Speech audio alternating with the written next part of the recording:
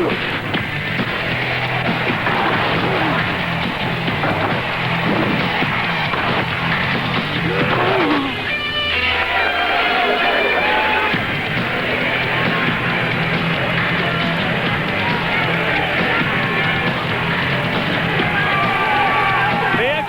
is in the Mid-South today, the final home game of this inaugural season. For Memphis, the fans here are still holding out hope that the Axe can knock off the hottest team in the league and keep their playoff hopes alive. Today for the Liberty Bowl in Memphis, Tennessee, it's the LA Xtreme and the Memphis Maniax. Well, just 2 weeks to go, and the West is indeed wild. All the teams still jostling for the playoffs. LA is already clinched. More on that scenario in just a moment. But first, you know how we started off. We'll go down to the field for the Mad Scramble.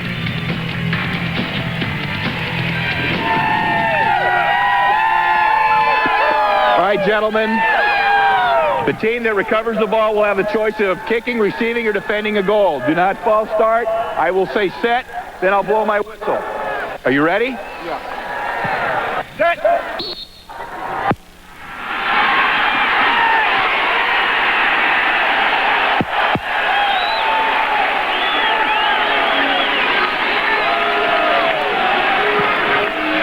So Kevin Dunn gets it for Memphis. He's now 2-5, and Damon Dunn is now 0-for-5 on the scramble so far this year for LA. Hi, everybody. Craig Benervini, Big Bob Golick. Welcome to the XFL on TNN. 2 games to go. The hottest team in the XFL, the LA Xtreme, playing today against Memphis. Their last loss came against the Axe way back in week 4. Boy, it sure did. And but from that time on, this Los Angeles team has been on a roll. Somebody was waiting for somebody to really pick it up and keep going, and that has been the Los Angeles team.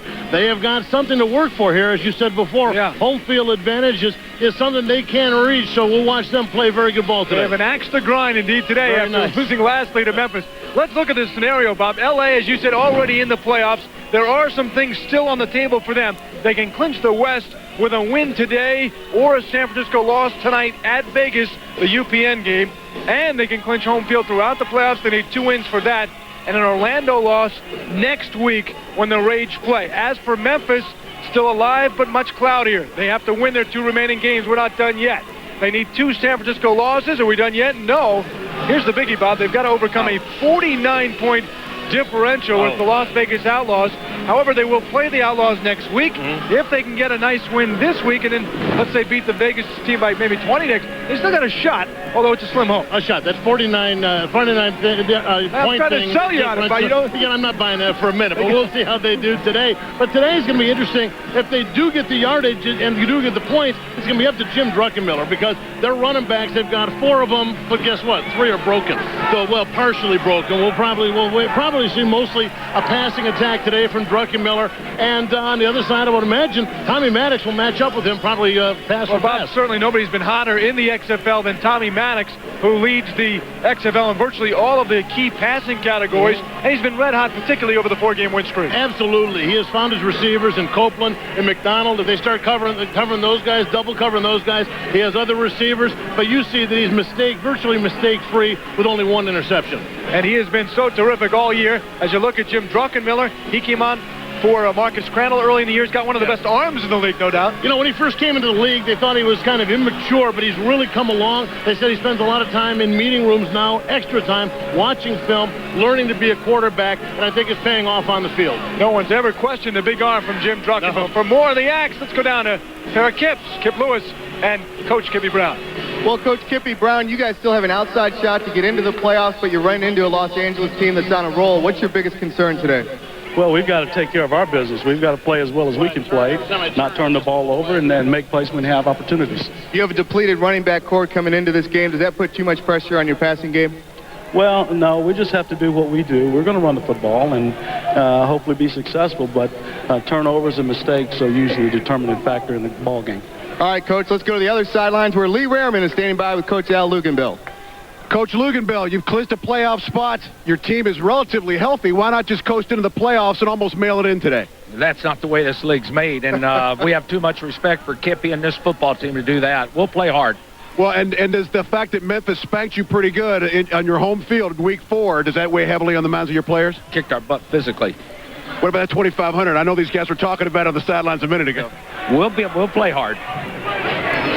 Al Luganville said one time this year his team has been beaten physically at both sides of the line, and it was against the Axe. And Bob, he made that point quite clear to his players as if they didn't know it already this week. Jose Cortez will kick it off for the Xtreme. I was going to say, a reminder once in a while does wonders, especially in a good situation where you're trying to get yourself some home field advantage. Nevin Cobb at the goal line brings it up to the 20 and gets to the 23, who's taken down by Ronnie Carpenter. And Memphis will start it off at the 23. Well, like we said before, they've got some injuries to the running back situation in Memphis. Rashawn Salam was their starter. He had a shoulder injury. Brent Moss stepped in. He got nicked. Sanford nicked. Bill Morgan is basically one of the only guys that is kind of injury-free, so we're probably going to see a lot of Jim Druckenmiller. Red over! Druck handing off Bo Morgan, the versatile back. Nothing doing there, stopped quickly. And the first battle on test of wills on the line was certainly going to L.A. But, of course, 4 weeks ago, L.A. was taking on Rashawn Salam, one of the best running backs in the league. Now they take on Bo Morgan, a guy with a lot of heart, but certainly not the same skill as Rashawn Salam. Exactly. He's a smaller guy, comes out of the Air Force Academy. I played a little pro ball, but, at 5'9", 200 pounds, isn't a guy who's going to bust his butt for some extra yardage. Bo was on the Cowboys practice squad as a quarterback in the NFL. Druckenmiller, hey, he's going to find some room. Look at him go!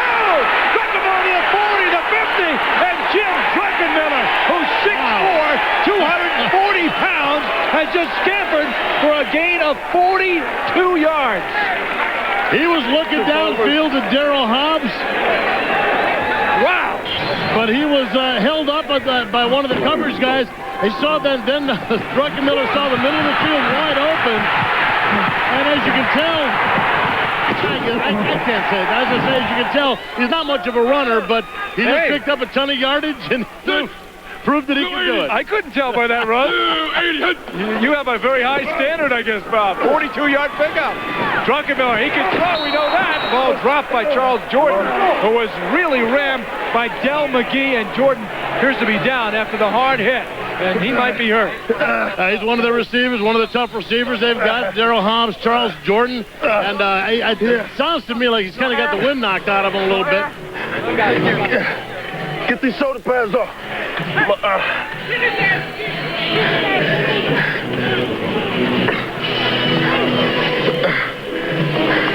Jordan's been the favorite receiver of Druckenmiller over the last few weeks.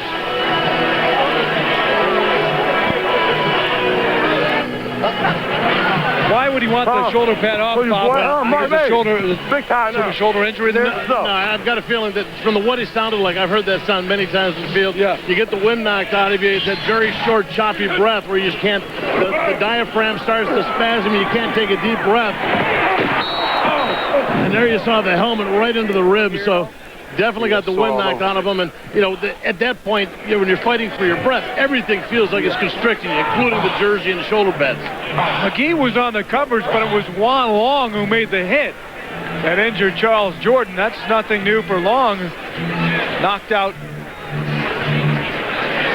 Jeff Fromm back in Week 7, separated shoulder, the Orlando quarterback. Juan Long, once again, you start the game just sending a powerful message. For the last time, House of Pain, I bring the pain. I'm back home, my field, my house. Do you have any roommates? Right, the receiver. What's it like living with this mean mother guy? He's scared of me. Well done. I think we got the picture. A lot of injuries. This Memphis team has really been suffering the injuries. As you remember, we talked about Charles Jordan, Darryl Hobbs, but it was also Kevin Prentice at wide receiver. It was a big factor for them early. He goes down. We already told you about the three running backs, Salam, Cooper, and Moss. So they have a lot of their primary people have been down and out, and they've had to really focus everything around Druckenmiller. Well, I think what you called it originally, Bob, is exactly what happened. Is Jordan is getting up now after being able to catch his breath. Yeah. And he looks to be okay after that vicious hit by Juan Long, who lives here in Memphis, Tennessee, went to Mississippi State. You learn to recognize the sounds that people make. You know, there's certain sounds they make when the wind's knocked out of them. There's certain sounds they make when they're like whiny little punks and they're babies. And why are you looking at me? I'm not looking at you. You are. You're looking right at me. I was just talking to you. Oh, okay. Blue 80. Blue 80. Hit. Second and 10. Druck throwing a little short, but it's caught by Jaheen Arnold. We should pick up. No? They were saying it was off the grass. Oh. Looks like he might have. If Arnold was a shortstop, that would have been a beautiful play, but they got him a little bit down the grass. You know, what we're probably going to see, because of Bo Morgan being the running back, the only running back truly healthy, we're probably going to see a lot of the short passes. Soft and right gun. Deep base right. LA special X read on one. Ready, break me, baby, hit me. I see Charles Jordan coming back in after getting the wind knocked out of him. Jordan has 37 catches, fourth in the league. He's also second in yardage with 686. Mentally, he's going to have to get over that hit. That leaves a memory, believe me. Blue 80. Hit. Ricky Parker is man-to-man on Jordan. Druck looking Jordan's way, and he fires it to Roosevelt Potts for the gain up near the 31-yard line. Looked like he might have had Jordan deep had he wanted to go there. Well, it's actually Bo Morgan on the catch. I'll tell you what, the pressure really affected his vision. He saw Potts short and decided to dump the ball off, but he did. He had Jordan deep. They ran a nice X route. He wanted down the sidelines, had him wide open, but like I said, pressure affects your vision and makes you want to just dump it wherever you can get it off. Look at this, look at that. Just runs it. Kind of somewhat of a pick. Although picks are illegal, so that wasn't truly a pick.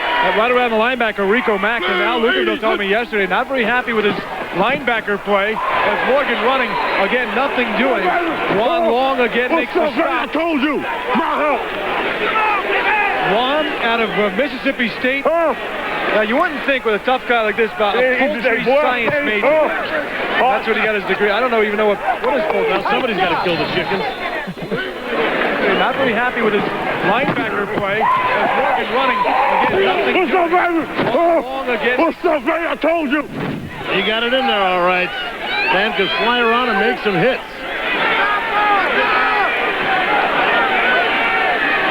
No backs in the backfield for Los Angeles. LA taking over. Maniax pass is batted down and incomplete.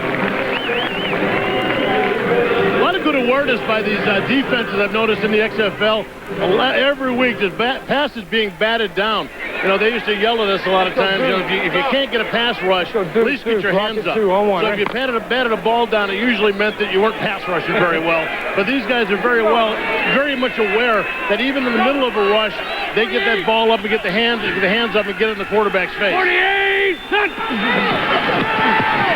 Maniax throwing, has the man, Darnell McDonald. One of his favorite receivers, John Williams, with pretty good coverage on Darnell. I'll tell you what, could have played him much better than that. Ball was nicely thrown, but it was the position he had on Williams that allowed him to make the catch. Here we go. Let's go. H trips. 59 solid forward on one, right? Done.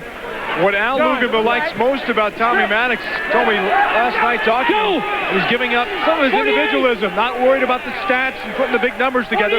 Throws it away at the proper time, been on target when you needed to, and a fiery leader. Fires there, not on target, intercepted, taken by Corey Sawyer, and he brings it down inside the 20. Interception, the second in consecutive weeks after a nice streak of 107 passes that Maniax had going until last week. Let's give that to Corey Sawyer, but let's also give that to Marvin Thomas, defensive end, who had a beautiful rush coming in from the one side, and Tommy Maniax definitely saw the rush. You'll see from his left, Marvin Thomas coming in. Maniax feels the pressure, dumps the ball off quicker than he wants to, and does not read Sawyer stepping in front. High snap, might have thrown off a little of the timing too there, but Maniax laid it out, a big chance for the Axe. Druck play action, Morgan, throwing receiver, open over the head of Darryl Hobbs. Ricky Parker was on top of him. He had Hobbs inside. You know, Druckenmiller, Bob, very sharp in the first meeting against the Xtreme. It was all over in wet conditions. but of late he has been off a little bit, throwing short and overthrowing receivers. Well, that's one of the things. He's been throwing it a little bit high. At 6'5", maybe you should squat down a little bit. He forgot he's too tall for this. Went left, maybe. He's a big, you got to move strong just a little bit. Let me see. NFL experience with San Francisco and the Dolphins. He was the first-round pick of the 49ers back in '97. Another play action. Druckenmiller firing. He's got Jordan.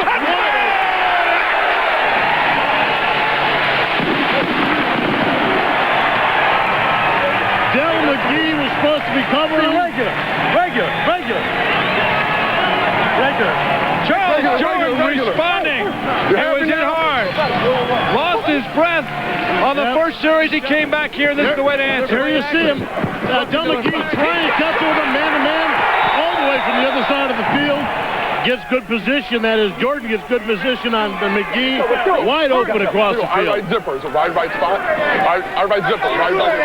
That's how you do that. The Axe have been the worst team in the league on the conversion, just 27%. The league average is 39%. And they're going to call timeout here to get the extra point. So Memphis is on top early.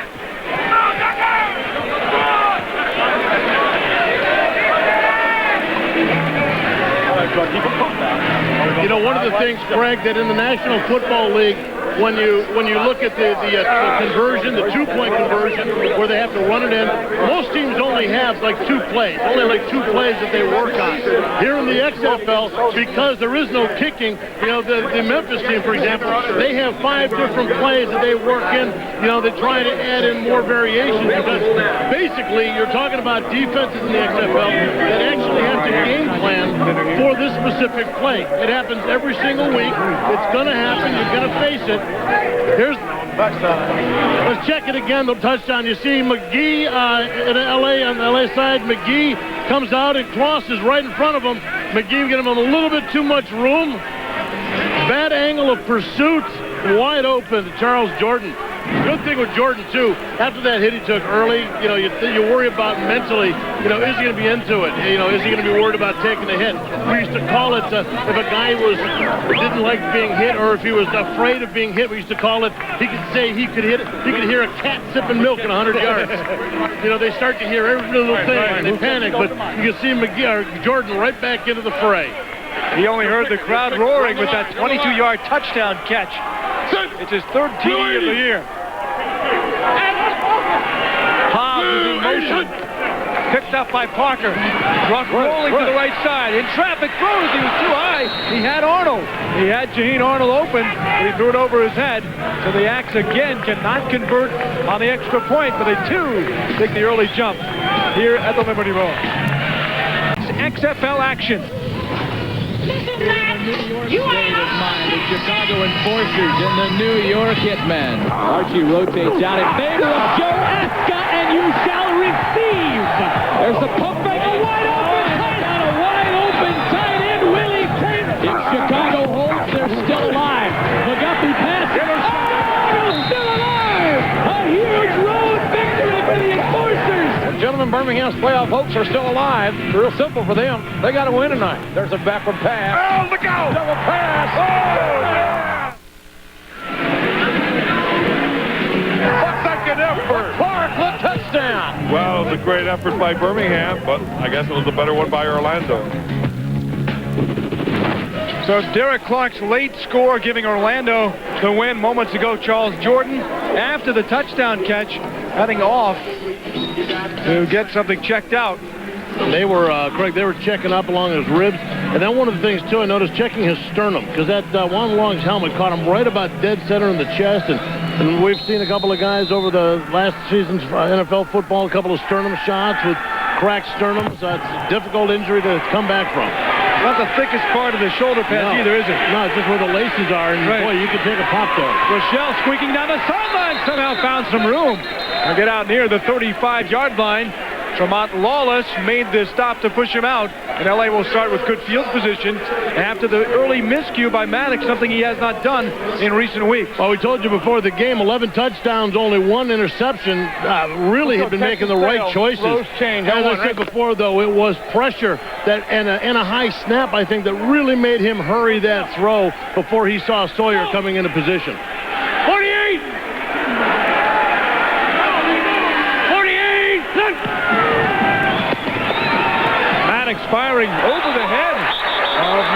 It's incomplete. John Williams was defending. The guy sitting in there. There's a guy sitting right there. Twin Haley, 49. Here we go. Let's go. Type Twin Haley, 49 on one. Ready? Pipe Twin Haley, 49. You're going to run it. Go! Trout, yeah! Sweep to the left. Trout! Cover 2 men. 48! There it is. Handoff, Thompson. Handoff to Sharmaine McCullough. First carry of the game. Following his blockers for a gain of 5 yards. Well, you know, if all else fails, the one guy that we have failed to mention in the discussion of the quarterbacks has been McCullough. Saladin McCullough has been a guy that has really come onto the scene for these guys. A couple of weeks ago, starting to really pound his way into the line of scrimmage, proven that not only can he has the speed to find the hole and find an opening, but he also got some toughness. Xtreme had just 2 touchdowns running in the first 5 weeks. Since then, McCullough has taken over, and he has 4 TDs over the last 3 games. Maddox looking for some room. No receivers open. He's fired it in there to McDonald. Wow. Great effort by Darnell McDonald to dive and not only grab it, Bob, but dive ahead for I believe, the first down. See where they spot it. Well, I tell you what, Rico Clark made a play on that ball, and I thought he might have had it, but McDonald, great concentration, incredible concentration to hold on to that. Personal foul. Roughing the passer, 92 defense. Penalty is 15 yards from the end of the run. First down. And that's a Reeves hit with the penalty after the throw. You see him there, 92, right in the middle. He comes out. He's chasing him. We didn't see it, which pretty much means that it was a late hit. You can check it out here. You'll see him come out late from the outside. Yeah. Speaking as an old nose tackle myself, if you have to run that far, we usually work only in the middle, and as Howie Long used to call it, the phone booth. If you have to run that far, you got to hit something. Well, yeah, even if it costs you 15? Yeah, well, you know, you yell that later. McCullough gets inside the 35 down to the 34. He's already the 6th leading rusher in the XFL. Empty, 50 Pennsylvania. Here we go. Now we got States. Let's go involved. empty. 50 Pennsylvania on one, right? You heard him say empty. No backs in the backfield. 5 wide receivers. Go! Jim Barker, the offensive coordinator for LA, the voice you're hearing. 48! The quarterback, Tommy Maddox. Maddox over the middle. Wide open has Damon Gibson. Inside of the 25. Gibson, of course, the big spark a couple of weeks back in our game on TNN against Orlando, mostly on special teams. Good job. Oh, running back the punt beautifully. That time, though, they put 5 wide receivers out wide and dump it over the middle. You spread out your coverage people all over the field. Hopefully, get it a guy like Gibson and give him a little room to run. But the coverage was good and tight, so he had no yards after the catch. Or yak. Go! Got to have the yak. 48! There's some 48! of the leaders in yards after catch in this game, both teams. McCullough has room on the left side. Past the 20. Taken down by Jackie Kellogg. 2 minutes! Gain of 6 on the play. Good cutback. Kellogg flowing over there to make the play, but if you are defense, you hear what they're saying. It's too many. It is too many. Let's go trip. Rocket, Florida, special 2 on one, right? Tommy Maddox. Go! Only 1 interception in his last 134 attempts. 48! Still that pick earlier against Sawyer. Fires. Complete to Copeland, who slipped at the 15. That's a bad mark. Right near the first down. Yeah. Sharmaine, out of the Tennessee area, went to Tennessee, starred for the Vols national championship team. Thought he would wind up playing for the Yaks, but Memphis wound up Let's go Texas flex. looking at 2 other players, including Marcus Nash, they actually allocated locally, not knowing that Marcus would go to the NFL, and they lost their shot at Copeland and wound up in L.A. 48! Oh, we're watching an LA team, and this is what they do to you, Craig. We've seen them before. They just pound it away, pick up a little at a time, whether it's a run to the pass. Quick gain by McCullough. One of the things the favorites of Copeland is his dance in the end zone, a dance that cornerback Rico Clark does not want to see today. Can't stand it. And if they try to do it here, I might have to go in there and break it up. I can't see them doing that little dance out here on my field like that. It's not happening. So get ready to rumble. There's Rico Clark. 48. Does not want to see the dance from Jermaine Copeland. Maniax in traffic trying to buy time. Intercepted again. This time Tyrone Bell. Poor pass by Maniax. And Tyrone Bell is still going. He throws it on Rico Clark. Clark might do some dancing after this play. He's still going. Juking and jiving to the 43. And the XD comes up big again.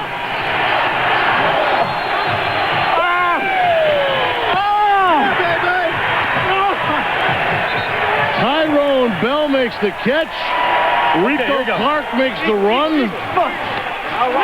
Once again, it's pressure on Maniax to force him to make the bad throw. He just squeaks it off.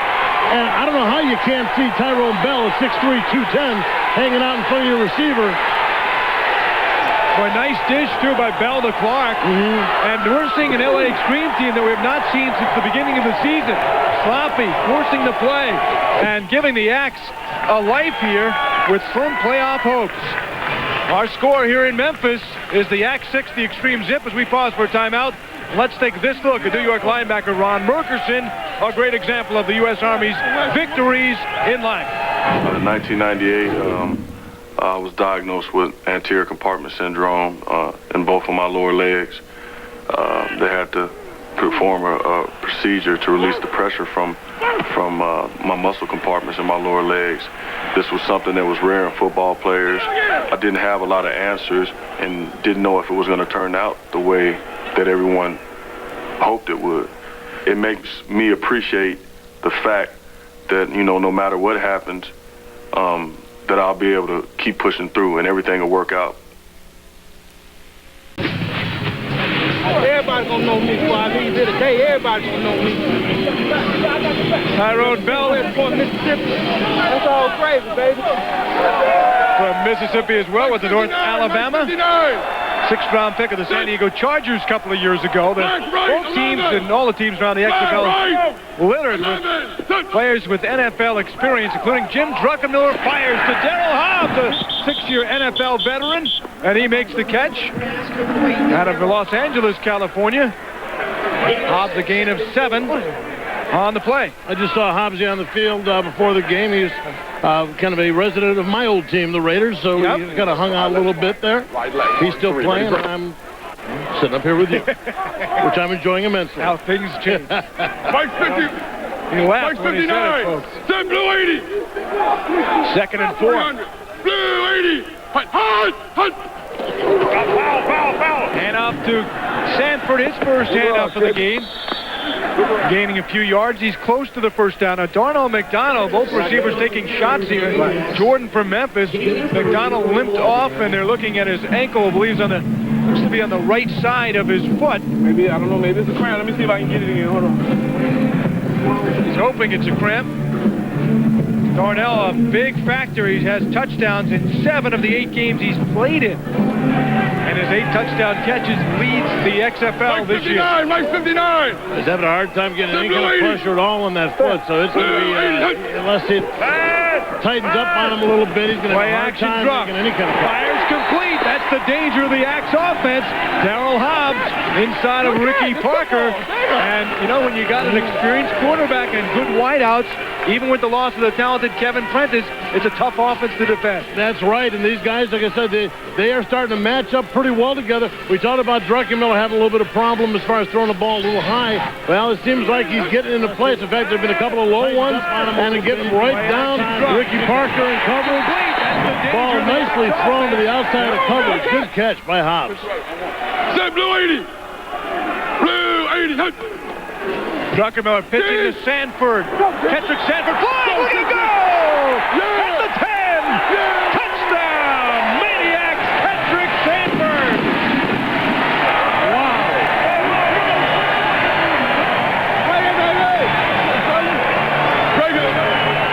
99 fake stop. No Rashaan Salaam. No Brent Moss. And right now it's a case of who cares for the Axe because Kendrick Sanford has rumbled into the end zone, 30 yards, and the Axe have a 12-0 lead, and what a haul. Bob Mollick, you could have run.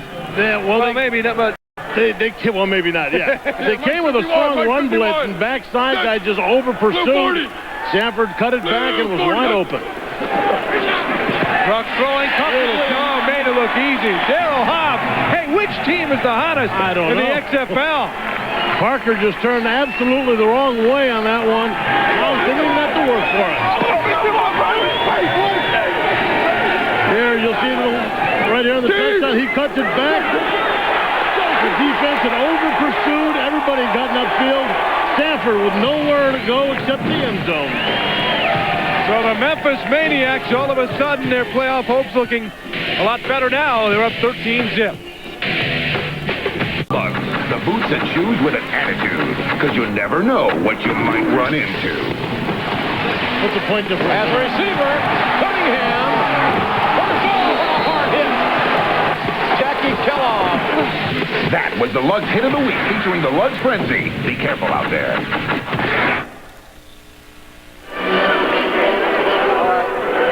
Back in Memphis, 13-zip Axe. No one around the league has ever questioned the talent in the teal. Hey, they've had trouble. Now, some have questioned the mindset of this fella right there, but not the talent of the teal. Jeff Hall, short kick picked up by Rochelle at his own 15. On a final hole, gets up to the 30-yard line, Bob. Hey, Craig, talent in the X, but today they're executing. Let's take a look at this. You're going to see a run blitz. The two bottom defenders, you're going to see them on the line of scrimmage. Run blitz, you're going to over-pursue up into the line of scrimmage too far where they can't get free to make the play. You see him run back. There's nobody back in the backside to come back and make that play.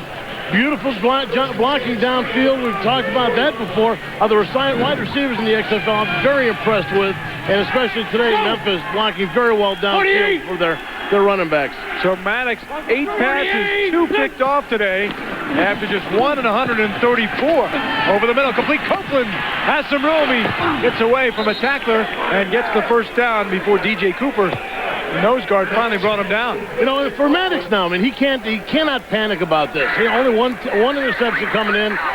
You know, he's got 2 more today. He cannot panic now, cannot worry about it. He's got it. What they've got to do is they've got to give him protection, because it's him being hassled. It's him having to throw with his feet not set that's giving him the blurred vision, the bad vision of the defenders. There's McCullough, who has really sparked the LA offense, adding a running weapon they had not had early in the year, a gain of 5. And right now, with only down 13 points, there's no reason just to go attack the passing game. Use McCullough. He's a guy that gives you a great balance to your offense. Way back inside, Eric. The ball was already back inside. No, when he tossed it.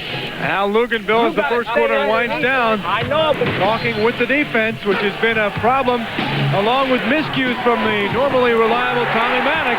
Corey Sawyer, one pick to set up a touchdown for the Axe, and the other one was picked off by Tyrone Bell. Both, like I said, both times Tommy Maddox hassled. Bad choice as a receiver. This is what they did. Whopper is king. Chicago running back John Avery led the Enforcers to a 13-0 win over the Bolts with an XFL record 180 yards and 2 touchdowns. Avery leads the XFL in rushing and is the only player to receive Player of the Week 2 times this season. That was the Burger King XFL Offensive Player of the Week. In the land of burgers, Whopper is king. One reason the LA Xtreme are 6-2, second in the league in the turnover ratio at +8. Today, though, -2 at the 2 picks. Memphis, big reason they're 3-5, Bob, -9. In fact, they only had 9 takeaways all year. Today, 2 big picks, leading to 13 points, and that's been the difference in the game. You know, a lot of people don't look at the giveaway-takeaway ratio, but it is one of the biggest numbers if you look at the success of a team. And they only had 4 interceptions. Poorly thrown again.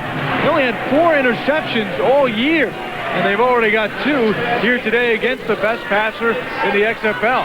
Well, I'll tell you what, they almost had a third one there.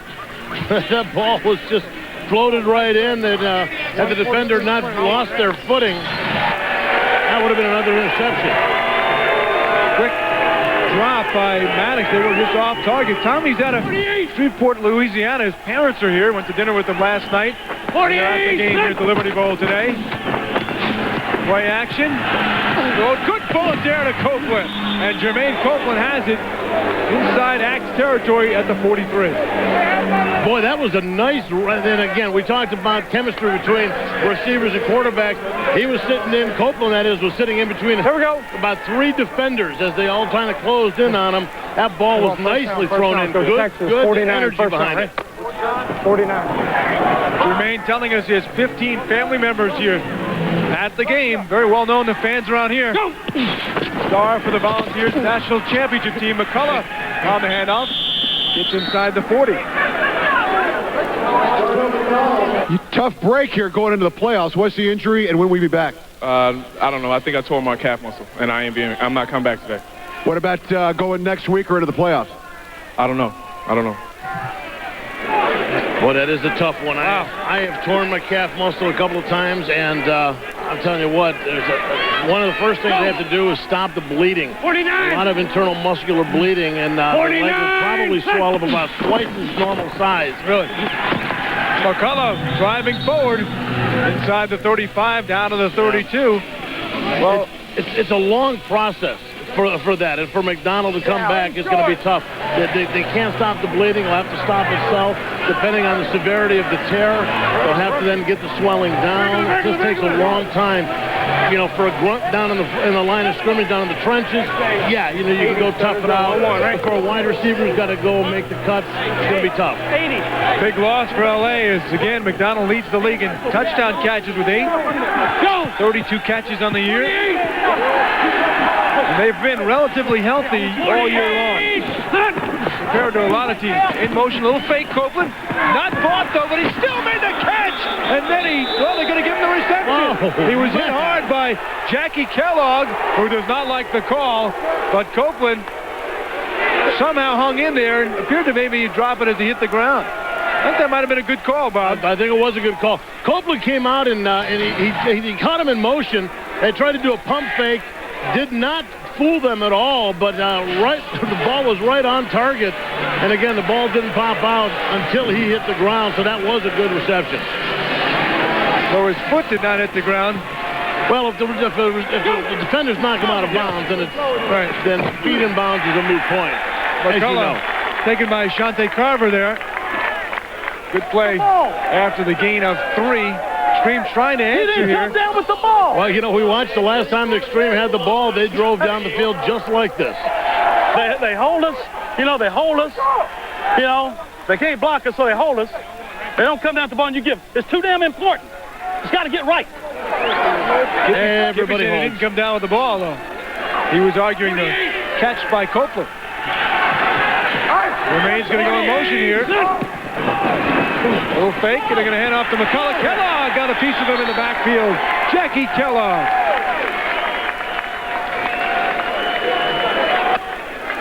It's going to mean a lot. I've got about 19 of my family members coming down, and there's going to be a lot of friends coming, so I'm looking forward to getting back, stepping on my soil, where I was born and raised, that sweet country place, this big state, Tennessee.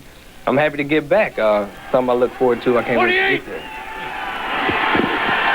Jermaine Copeland would love to do a dance here. Big 3rd and 13. Maniax on the roll. He's got a man in Gibson. Gibson inside the 15. Not enough for the first down. They're going to have to bring on the incredibly reliable Jose Cortez, the hottest kicker in the XFL, and try and get 3 out of this. Like I said, they drove down this time. Last time they made this kind of drive, the interception shut them down. They're going to be happy to get any points right now as they settle for the 3.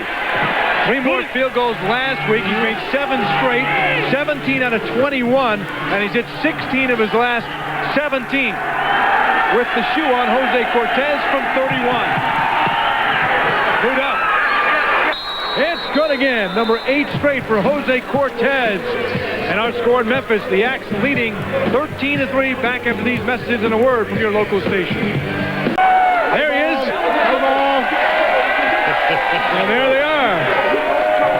Shin Yamada from Osaka, Osaka, Japan. He won the top amateur league over there. A gentleman by the name of Tom Pratt, who knows Kippy Brown, called Kippy about him. He's considered the best player in Japan. He flew to Vegas January 10th after the Japanese season, made the team. He hits hard, good special teams guy, backup linebacker. He was also the first Japanese player to ever play in a NFL game. NFL for Japan. Kick goes out of bounds. And that'll bring up the flag. Here's Cortez's kick. And nice grab. Hey, nice snag, kid. Where's he going? He's gone. he's at row B. He goes to row D. Good move around. Nice. Lady there. Like Damon Gibson making the moves out there. The penalty brings the ball out to the 40. Poor kick there by Cortez. Very short. It only went 45 yards and out of bounds. Not much of a wind factor here, a little bit. Nice 55-degree day in Memphis, Tennessee, the Mid-South. The Axe keeping slim playoff hopes on. Duck's going to take off again. One long trying to catch up to him, and Truck's a tough dude. Is he? Wow. Inside the 45. He runs pretty well for a 240-pounder. You know, I didn't think he did, and my apologies to you, Druck. You're moving well, and I'm telling you what, not only is he moving, he's not sliding. Juan Long couldn't catch him, 146. Exactly, Juan Long tried to make the play. He kicks out of it. And instead of sliding for safety, 17-yard gain, he goes down head first to get the extra yard. 6'4". No, like 6'5", though. Isn't he like 240? He's not your typical quarterback. In fact, he stung us back in college at Virginia Tech. They had a strength competition, and he did, among other things, Timeout. put a harness around him and dragged a Volkswagen, and he had his agent send that to the NFL and say, hey, not your typical little quarterback back there. Truck right now leading the Axe to a 13-3 lead. The XFL on TNN is brought to you by Lugs, the boots and shoes with an attitude, since you never know what you might run into. Lugs, boots and shoes. By Milk with 9 essential nutrients. Got milk? By Burger King. In the land of burgers, Whopper is king. And by 1-800-CALL-ATT for collect calls. You're on. Here's your chance. The Axe fans, their final home game of the regular season has been a disappointing overall season because of the record. 4 weeks ago, they were just like LA after beating the Xtreme at 2-2. Since then, have lost 3 of 4. Injured running back Salam out now, but Druck looking good today. He throws a little short there. He did have his receiver, Charles Jordan, and it's incomplete. Well, big game tonight coming up on UPN at 7 o'clock. More XFL action, and it is a huge one in Vegas tonight. San Francisco at Las Vegas. The winner moves into the playoff spot, and the loser is out. However, there is a contingency if the San Francisco Demons should lose both their games. Then, of course, Memphis still has the outside shot. But the other point is, most importantly, the loser's out. Right. And the winner will take control with that one game to go and have a good shot at the spot. Flag is down on the run. Sanford, and Memphis has moved down that point differential down to 39. Got a hold on 69 blue right here at the spot, Captain. Well, it looks like Isaac Davis is being hit with a holding call. You wanted 3rd and 10 or 2nd and 20? Right in the line of scrimmage, You heard 3rd and 10 or 2nd and 20? That's what they get. They get the choices, 3rd and 10. They want to lose the down, or they want a 2nd and 20. You give them a down back, but you put them back out of field position a little bit more. Again, the loser of tonight's game out. Memphis needing a win to stay alive. And they also need San Francisco to lose that game tonight. If the Demons win, they will have wrapped up the playoff position. So remember, Memphis has to win the next 2 tonight and next week. San Francisco has to lose tonight and next week. And then they have to make up that 49-point differential, which is now down to 39 points. Down to 39. They need the Vegas win, too, so they're hoping for a Vegas, if you could have the best-case scenario, a 1-point win for the Outlaws. Curtis Eason is down for L.A. We will step aside and come back with more of that, more of the second quarter. Memphis by 10. Coach Piercy says you have to make excuses later. Flamethrower Mike Pulaski has the Demons in the thick of the playoff hunt. That's the worst touchdown dance I've ever seen. Why the hell you want to do that? The Outlaws' competitive QB Ryan Clement won't take losing sitting down. It's a showdown for the final playoff spot in the West. Can I get some competition out here, please? The XFL, Sunday night on UPN.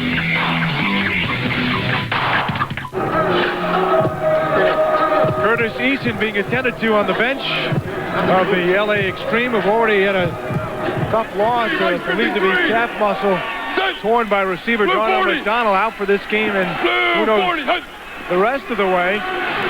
Now Eason out. Tucker Miller fires. Wide open is Jordan. And the Xtreme having trouble handling the very speedy and capable receiver Charles Jordan. Stuckey made the stop. We told you it'd be a big day for Brock, and he's proved it. So far, he leads the rushing today. 2 carries, 53 yards.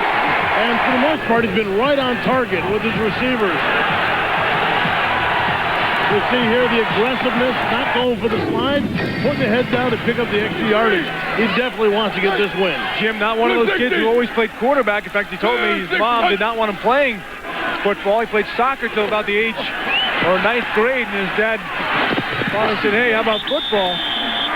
Throws complete to Bo Morgan, but he started in football as a linebacker running back. His uncle Dennis Oncotts is an All-America linebacker at Penn State, and he has that kind of mentality. You think of him more of a rugged type guy. And finally at a camp at Penn State, he went to Penn State football camps. Jim Caldwell, the quarterback coach of the New York Lions, saw him throwing, and year after year he got better and better.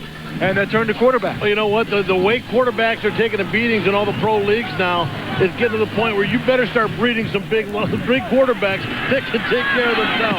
Especially in the XFL. Jeff Hall with a booming punt. It is a beauty. The Godson down at the 5 is Gibson.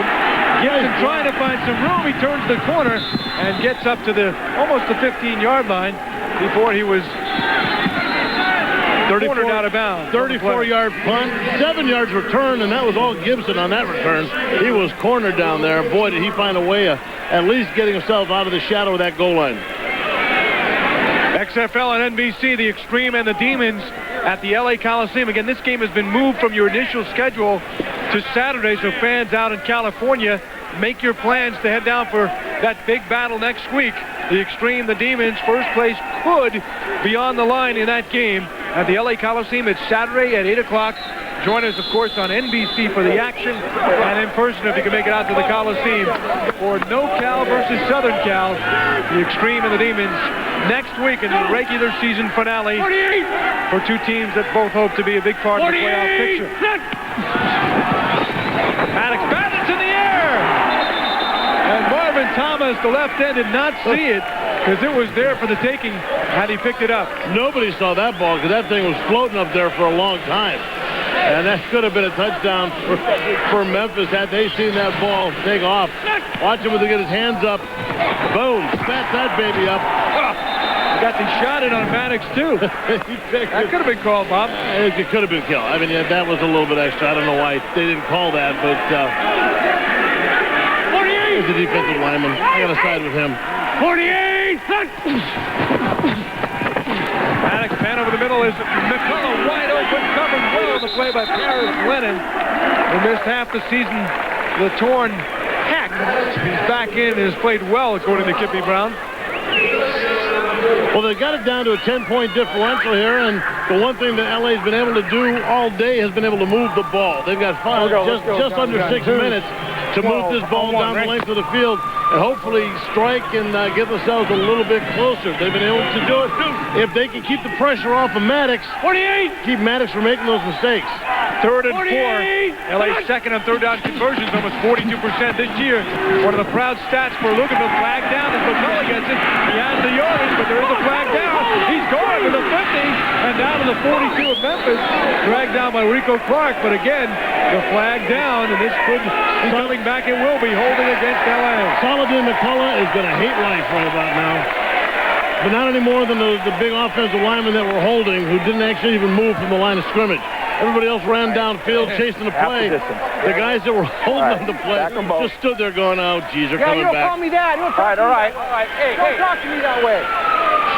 In your spot, and then half the distance. Is it just me, Bob, or is there only one ref in the XFL, and it's this guy right here? You might be right. Holding. Does he do every game?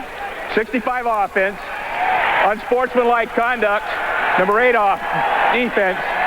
The 15-yard penalty will be accepted. The holding will be declined. David Coutet, the referee. Left guard, number 64, Chris Breimer. Oh, man. A little bit of a hold and a throw. And at the end of the play, when it was all said and done, you could hear one of the umpires yelling about, hey, don't talk to me that way. So obviously Maddox not happy with the call or not happy with the way things are being called out there. Gets himself hit with an unsportsmanlike. And not happy with the score either at 13-3. This is a huge game for LA. Oh, so I was right. At 6-2, trying to clinch first place, guarantee the home game. They're already in the playoffs. However, they're still holding out some hope that they can grab the overall home field if they can win 2 and see Orlando lose next week in their finale at Chicago. How about the Enforcers with a big win last night, making their playoff hope even brighter as McCullough is stopped in the backfield on 3rd and long, and LA is going to have to punt. Well, that was a huge penalty. Getting them back, putting them back to 2 penalties, the holding, negating that run, and then the unsportsmanlike. They're going to be punting out of their own end zone. It should be very good, although LA's got a pretty good punter. They should be pretty good field position for Memphis. They may be able to get another score before halftime. Jaheen Arnold is the lone man back. They're going to try and block this as well. Noel Prefontaine, the best punter in the league, and a bit of a controversial story for some of the XFL coaches because he's actually listed as the 3rd quarterback for the team. A good punt, you see it there with the left foot. But with only one man to get on Arnold, he's got some room inside the 45. Fumble the ball! Fumble the ball! LA may have come up with it. White ball! Yes, the Xtreme have recovered it as Jaheen Arnold fumbled the ball. Damon Gibson recovered the ball. Now some pushing and shoving going on. Big break for LA with 4:17 to go. Another injured player down after this play. What happened here, Bob? They just cut it back. You see the tackle, the helmet hits right on the ball. Ball pops loose. It's the one thing to hold on to it. But you're going to see the head, the defender's head coming in, making a hit. I think it's Eric Johnson. Inside the 45. I believe it was number 27, Eric Johnson, getting in, putting his helmet right on the ball, knocking it loose. Although Eric is down, if you saw him when they hit, he did have his head down, so he kind of had his neck compressed down, chin going towards the chest. They tell you when you're going to hit. You got to hit with your head up. You got to hit with your face up. The only time you can possibly hurt your neck is when you get your head down. So they're checking him out now. Hopefully he'll be okay. That's right from the first time you put the pads on. That's the first time. Basic axiom of football. Huh? Yeah, you hit somebody, you put the face on, whatever. You put the face between the numbers, you make the play. You do not put your head down.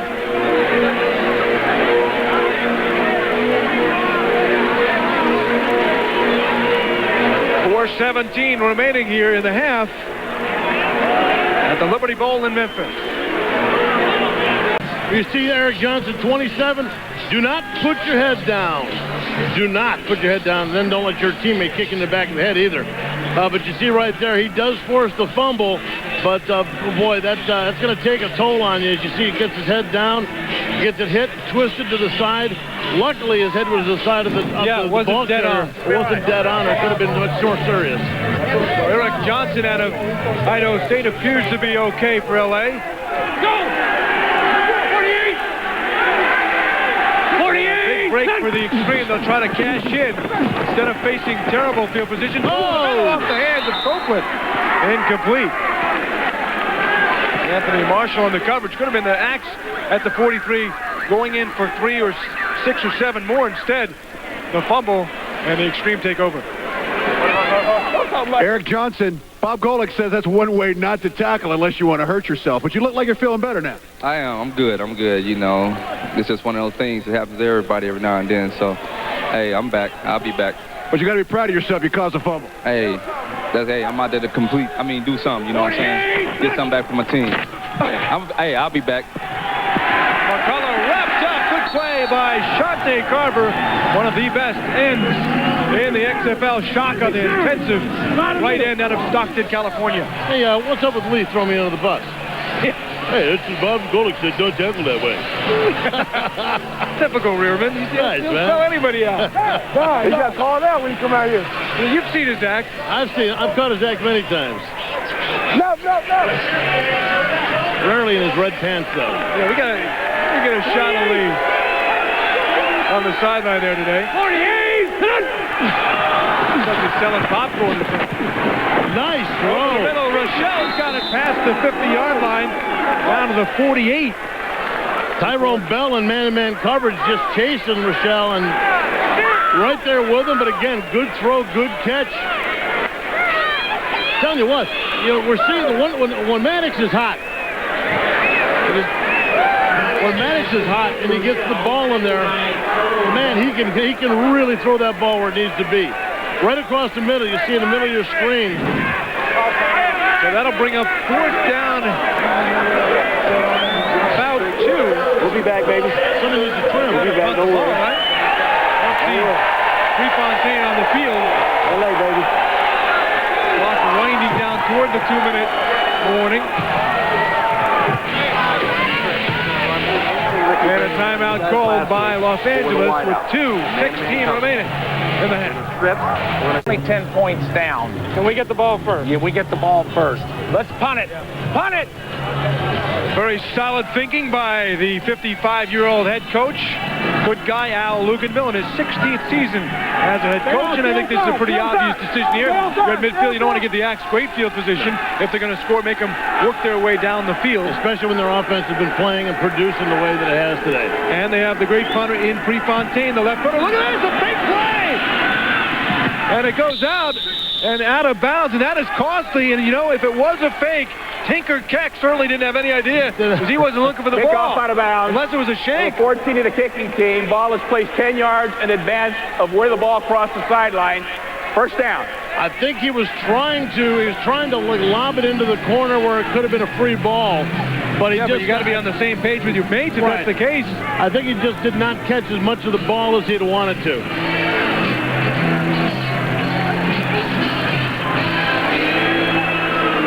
See what happened. Lee's down there. Noel, that didn't go quite the way you guys planned. What was the strategy there? We had a strategy. We were just trying to get in the corner and hopefully recover the fumble, but our hawk down here didn't see it, and that wasn't the greatest kick in the world. Well, it backfired because of XFL rules. It goes out of bounds. It comes up 10 yards from the spot there, and it didn't appear that Keck picked the ball up at all. No, he really shanked it a little bit. And the penalty comes from the fact, Craig, that, with the 25 yards, the ball to go 25 yards, you don't want guys, they don't necessarily want people to be shooting for that all the time. They've got to give them a little bit of a penalty if they try to do that. Mike 51, goes out of bounds is the key, too, Bob. There's no coffin corner punting it all. They have to keep the ball in play. So the net gain was a lousy, about 13 yards. Jordan is crunched again. No, they were at the 49 in Memphis. They only gained 13 with the penalty. Not what Al Luganville had in mind when he said, we're up by 10, let's punt it. Yeah, like I said, it looked like they wanted to just kind of bounce it into the corner and let somebody try and pick it up, maybe pick up the fumble. Got a little fancy there. I mean, you got the best punt in the league. Why not just boom that one and knock him down deep? That would seem to be the thought. Well, let's see. 155. Maniax have just one timeout to go. Plenty of time on the clock. Duck is going to run. That was a set play. And he got only a couple of yards. Not quite sure what they had in mind there. Got a player down. His wrist. Bernard Williams is down. Been a lot of injured players so far in this game. Fortunately, the only injury of note really so far is the Darnell McDonald calf injury. He's out of the game. They said this looks like it's his wrist. We'll have to see how extensive it is. Injury inside the last 2 minutes, a charged timeout as well. You know, Frank, I understand Jim Druckenmiller run with the ball when he sees some open space. Right. I still don't see him being a quick type of quarterback that you're going to have, that you're going to call a quarterback draw with. Yeah. You know, he's not the kind of guy that's got the quicks to make a couple of quick moves, break into the open and do it. Right. Okay, take a look at the left tackle, number 74. His right wrist gets stuck underneath his body. And then another 300, 400 pounds landing on top of him. Chad McGee's holding on top of him. Tippy Brown is also the offensive coordinator. He was telling us yesterday he's going to make a change next year, not be so involved as the play caller. He's more of a, technically the play caller of the team, not the coordinator. Let somebody else do the hard work. He'll coordinate it all. Well, he is the quarterback coach as well, and he just says he's taking too much Dolphin right gun switch. of the offense Deep base on fight, his own always shoulders. smash on one. Ready, break. Dolphin right gun zip. Dolphin right gun zip. Boom, zip. Mike 51, Mike 51. Rich McGeorge, assistant head coach and offensive coordinator, former line coach for the Dolphins. Crawford is in motion, Druck back to pass, firing on the middle, wide open is Hobbs. Hobbs with the 45, hangs on, ball free, ball loose, and stumbled upon by Lamont Evans. And he picked it up. Absolutely. Hobbs somehow lost control of the ball. Not somehow. That ball was absolutely stripped. Just absolutely stripped. Evans reached in and just pulled it out. Lamont Evans just pulled that ball out. We'll see it on the replay. He just went in before the Mantis, before Darryl Hobbs went down. He specifically stuck his hand on that ball. Back to pass. Check it out right here. Wide open play. Hobbs with the 45, hangs on, ball right out of there. Ball loose. And stolen. So a big turnover, and now L.A. all of a sudden at the 37 of the Axe. It pressured his Maddox. He's driven to the ground, but he got it off to Saladin McCullough. And it was Shante Carver who took down Maddox hard, kind of resembling the shot he got in on Ryan Clement and knocked out the Outlaw quarterback for a while early in the year. One more look at the strip of the ball. Watch this. Right at the end of the play, Lamont Evans reaches in. He feels the ball in his hand and rip. And I've seen guys try to do that on a regular basis. Everybody trying to get the ball taken away, but none. I haven't seen it work so effectively as that in a long, long time. Maddox hasn't taken a lot of clean hits this year, but he did on that play. Maddox firing, side-armed it, another vicious hit. That one was on Damon Gibson. I believe it was Corey Sawyer at the interception in the first quarter. But look at the Shaka Carver who knocked out Clement early in the year. Take a look at the shot that he gives to Maddox right at the end, and that's just a lot of weight coming down right on top of Tommy Maddox. Well, Shaka was telling us he plays football like a gladiator. Off for a couple of years as a first-round pick of the Dallas Cowboys back in '94 and won a Super Bowl with Barry Switcher's team in '95. Damon Dunn on the reception. Wide open, making up for that last play. Damon Dunn coming across the middle. Two timeouts left for the Xtreme. They do get the slight stoppage of this until the ball is placed. Clock still is not gone.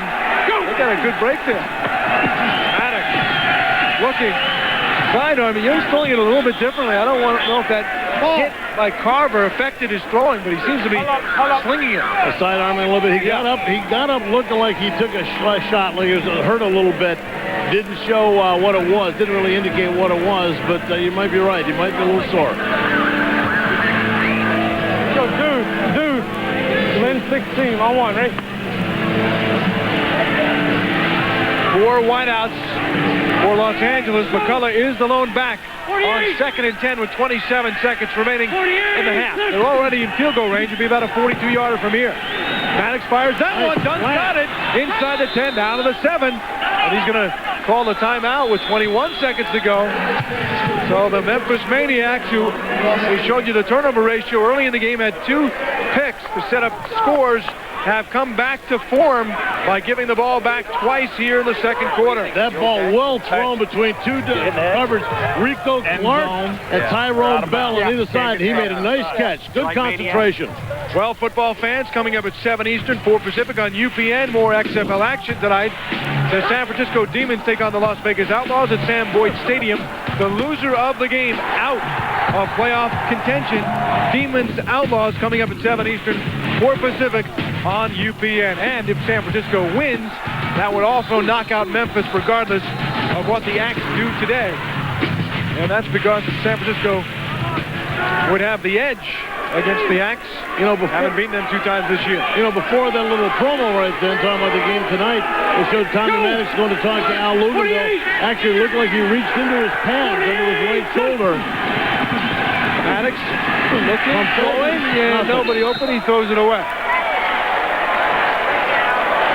Well, Al Luganville was telling me yesterday about that he gives his quarterback a lot of attaboys for throwing the ball away on a particular play. That is a talent. That is a talent. To make that decision to get rid of the ball, it's something you can't teach these guys. Some of these guys will look for the glory, want to make the play, but Craig, this is a time when McDonald would have been big for them. He is was a big red zone receiver. 8 touchdowns this year. You've seen him make a lot of great touchdowns down in the red zone, but he is gone today. Trying to free up Copeland, who was looking at the official briefly. Rico Clark was on Copeland. No, baby, no! No, you know better than that. Hey. Tommy. Hey. Why don't they go Rocket 2? They should did that a long time ago. Let's go Trip, Rocket, Florida Special Outlaw. I want it. So Rico Clark said he will not see Sharmaine Copeland dance. In fact, he may take a penalty and break that up himself. But most importantly, he doesn't want to see him even score on him. And good defense there. 12 seconds left. Maybe time for 2 plays. Good defense again. It's complete. Rochelle could not hang on. He was not going to get in the end zone anyway. But they do have 1 timeout. And they're not going to waste any time here. You know, don't they have time to get 1 pass off? 8 seconds? Without a doubt, they've got time to get a pass off, but it's 4th down. They're going to go for the points, try and get it in. This is points that they didn't think that they were going to get. Remember, they had lost the ball. They thought they were going to have an opportunity to drive it down. They lost the ball, but this great play by Evans gets the ball back to him and gets them an extra 3 points. 25-yarder. 25-yard field goal is good for Cortez, and LA will take it. They're now within 7. It's a scrum in the end zone for the football. So bad. It is Fan Appreciation Day here at the Liberty Bowl. In fact, one fan, if the Axe win, will share a $2,500 bonus, somebody, in this nice gathering at the Liberty Bowl, where the fans have turned out in very respectable numbers for the Axe in their inaugural season. Are we included in that? No. Eligible, no? You get an attaboy. Tommy Maddox, struggle. You guys have struggled in the first half. What's going on out there? Well, they've come out and done some things well, and we haven't adjusted to them. We got to go in at halftime, and the good thing is our defense has played well. We're still in the game, and we get the ball first in the second half. So we just got to come out and put a good drive together. But a bad thing has to be the loss of McDonald, one of your star receivers. Well, yeah, but, you know, we got to move on for that. We'll worry about that later. We hate that he's not out there with us, but we got to pick up the pieces and go on. Now, one of the things that we got to remember here, too, a little stat. Memphis this year, the first half hasn't had problems scoring points in the first half. 108 points they have scored the entire season. The second half has been Memphis' downfall. So far this season, the second half, they have only scored a total of 29 points. Only 6 points scored in the third quarter. On the kicking team, we'll have to wait and see what happens when the second half comes along. A delay of game as Jose Cortez so anxious to not wait for the whistle to actually kick the ball. I don't think I've ever seen that. The kickers always sit there and wait for the ref to blow the whistle and drop their hand. I know Jose did not speak English when he first went to high school, but he's doing much better now in paying attention. There's a lot of hand signals in football, too. Hard worker, this guy. Yeah. All you need is hearing, really, on this one. It's a whistle.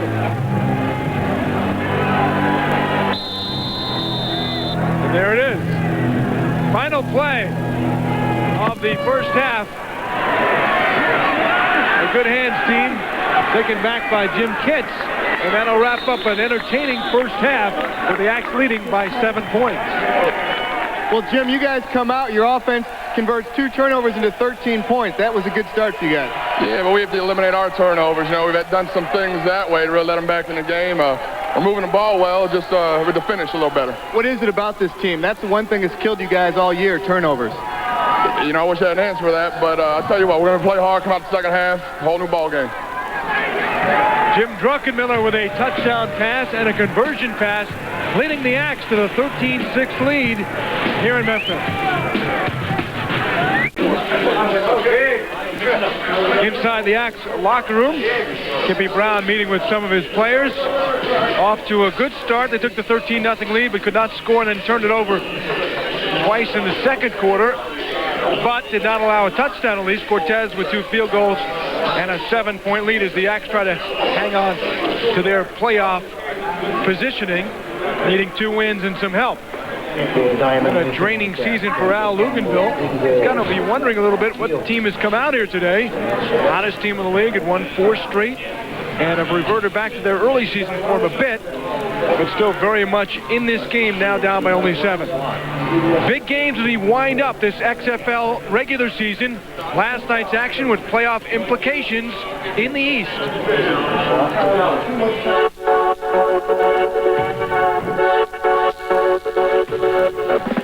We're in a New York state of mind. The Chicago Enforcers and the New York Hitmen. For the Chicago Enforcers, not just a lot on the line, but everything on the line tonight. A loss and the Enforcers are done this season, out of the playoff picture. Well, here we go, baby.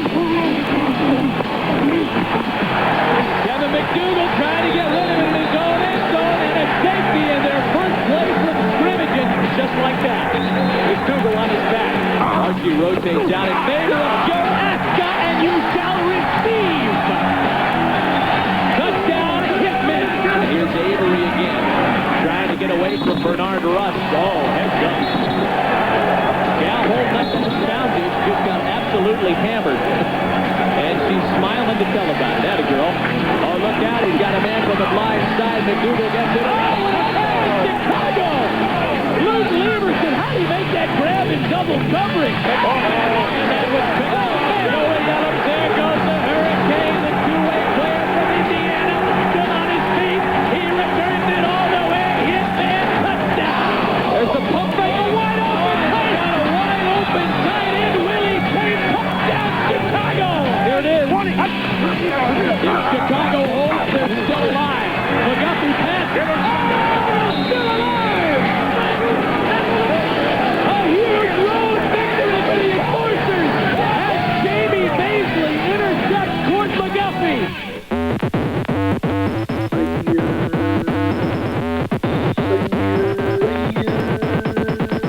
Well, gentlemen, Birmingham's playoff hopes are still alive, but it's real simple for them. They got to win tonight. That screen, look out! And ball, he did. Quincy Jackson with a touchdown. The throw got a man. Complete. Touchdown. There's a backward pass. Oh, look out! Double pass. Can you believe it? Joe Douglas. Look out! Pass interception. Look out! Early tonight. Again, the third interception. He's taking it to the house. Number 27.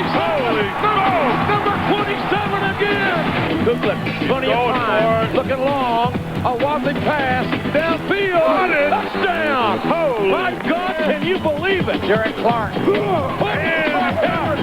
gets a second effort. Clark, the touchdown. Well, it was a great effort by Birmingham, but I guess it was a better one by Orlando. Number 80. Okay? Did you turn him loose because we didn't get a crack ball?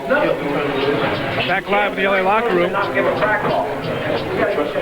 Follow me? A lot of times, Greg, you don't see too many head coaches talking. A lot of times the assistant coaches, position coaches will break it down individually, but obviously Al Loganville very involved in his team. All right, more from Memphis as Kippy Brown gets set for the second half for his Axe, with the team leading by 7 at the half. There's more, though, than pride and glory at stake. There's cold, hard cash.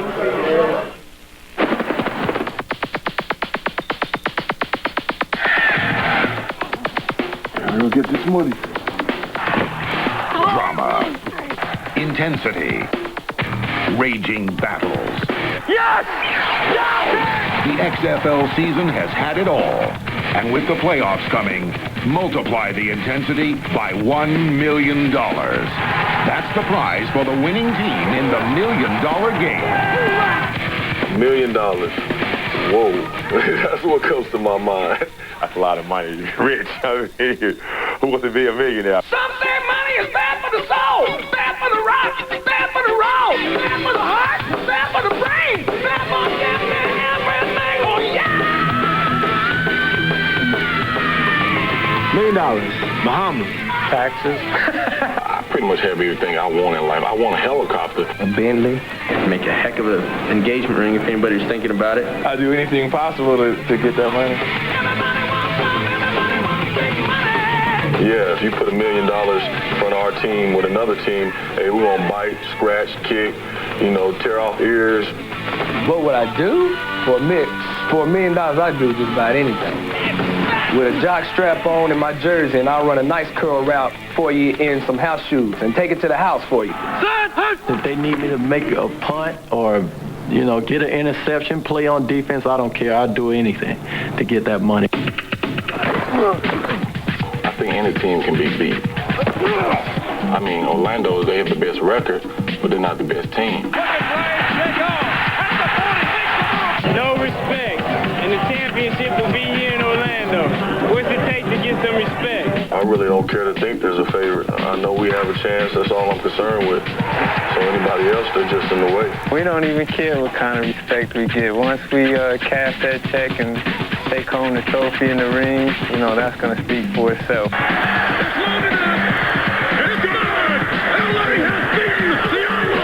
We're probably the one team that's maybe on a roll right now. We've won our last 4, and people are starting to look at us as the favorites. Vegas just won't go away. We just need to continue winning, attain the goal as a team.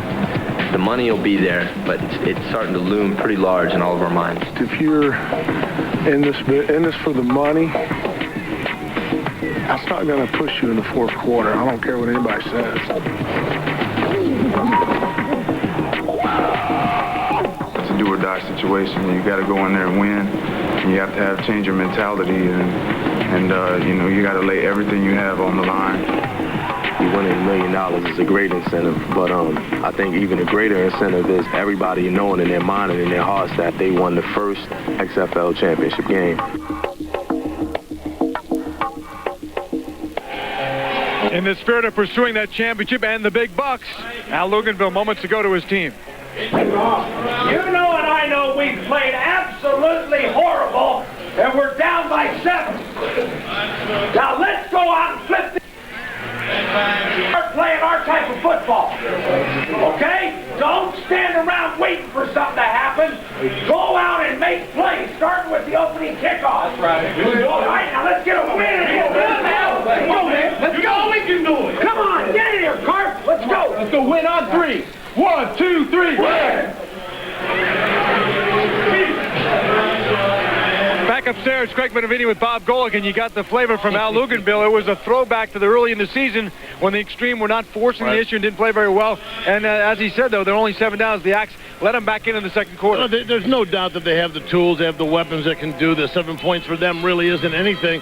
But right now, Memphis seems to have the momentum. They have the defenses playing aggressively. If it's going to be up to Maddox to try to find a way to exploit that aggressive defense, and it's going to be up to the offensive line for Tommy Maddox to give him some protection.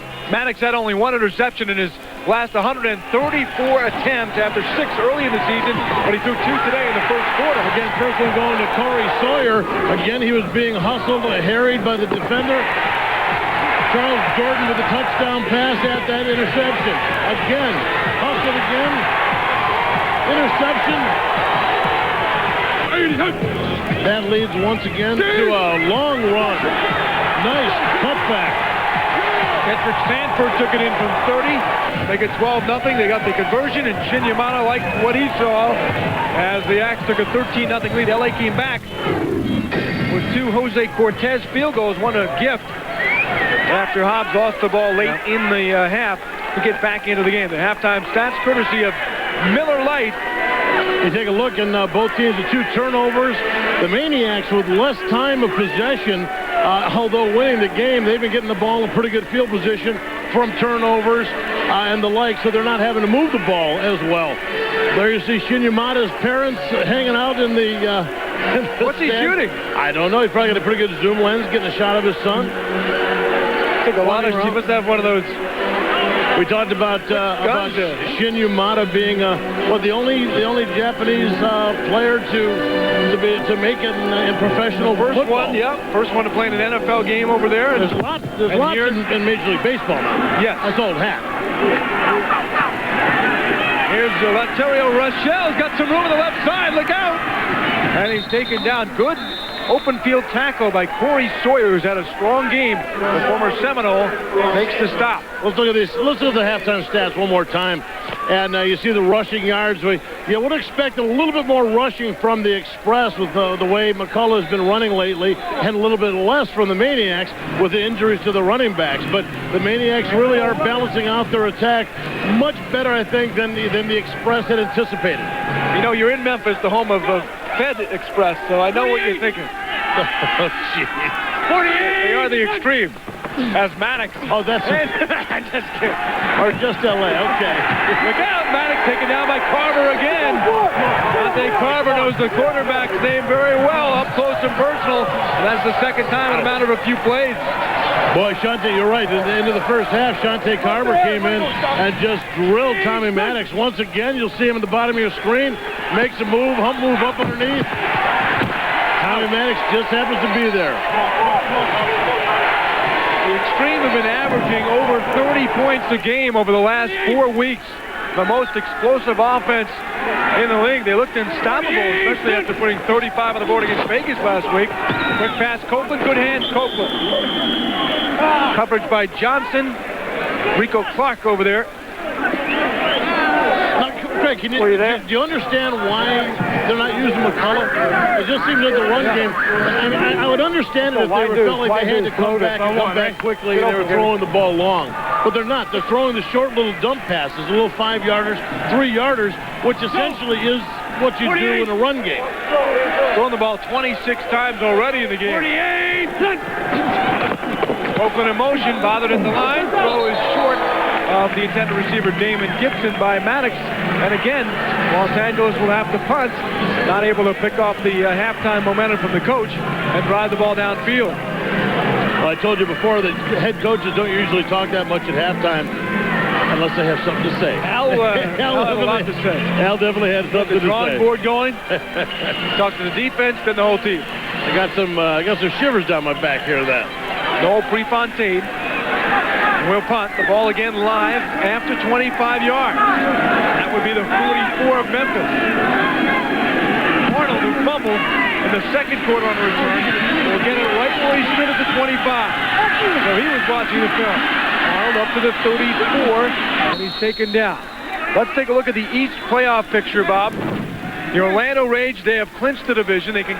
Chicago clinches with a win next week, or a loss by New York, clinching a playoff spot. Now the Hitmen need a little help. They need to win next week at Birmingham in our game here on TNN and get a Chicago loss. The Enforcers will be the host for the Rage. Birmingham out of it after blowing the game last night. Their 6th straight loss. It looked like they were going to beat the Rage, and it did not work out for Jerry Donato's Bolts. So they wind up next week being a spoiler team, trying to put the dent in the Hitman game. Now, for us, the Hitman play the early game. That game's going to mean the world to them. They'll have to win that and then watch the Orlando game over on UPN and hope that Orlando can knock off Chicago. What would help that cause, if you're a Hitman fan, is to have LA win here today, because then Orlando would need that win to potentially secure home field. If you follow all that, you're doing very well. You had me at hello. Because LA plays Saturday night, and they're game against San Francisco. So it always gets confusing no matter what football league you talk about when it winds down in so many possibilities. But the basics are LA and Orlando are in the driver's seat here. And have a good shot at hosting at least 53, Mike 53. Craig. Blue 40. Stop it. Through my head. You got enough? Blue 40. It's enough for you? It's enough for me. Check out the rest of XFL. There you go. Look at Paul Morgan go!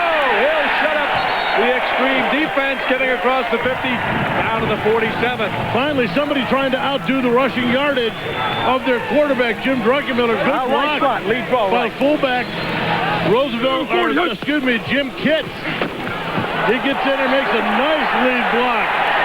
That was nice by Bo Morgan as he didn't attack the line of scrimmage really quickly, but he saw that hole open up, and man, did he accelerate. Did not get a gracious spot as they brought it back to midfield, but it was a gain of 16 for Bo Morgan. And Morgan's going to get another handoff. Interesting here, a couple more yards. Coming in, you felt that without Rashaan Salam, LA might have an edge against the rush, but even with Morgan and Sanford, the Axe have done very well without their top running back.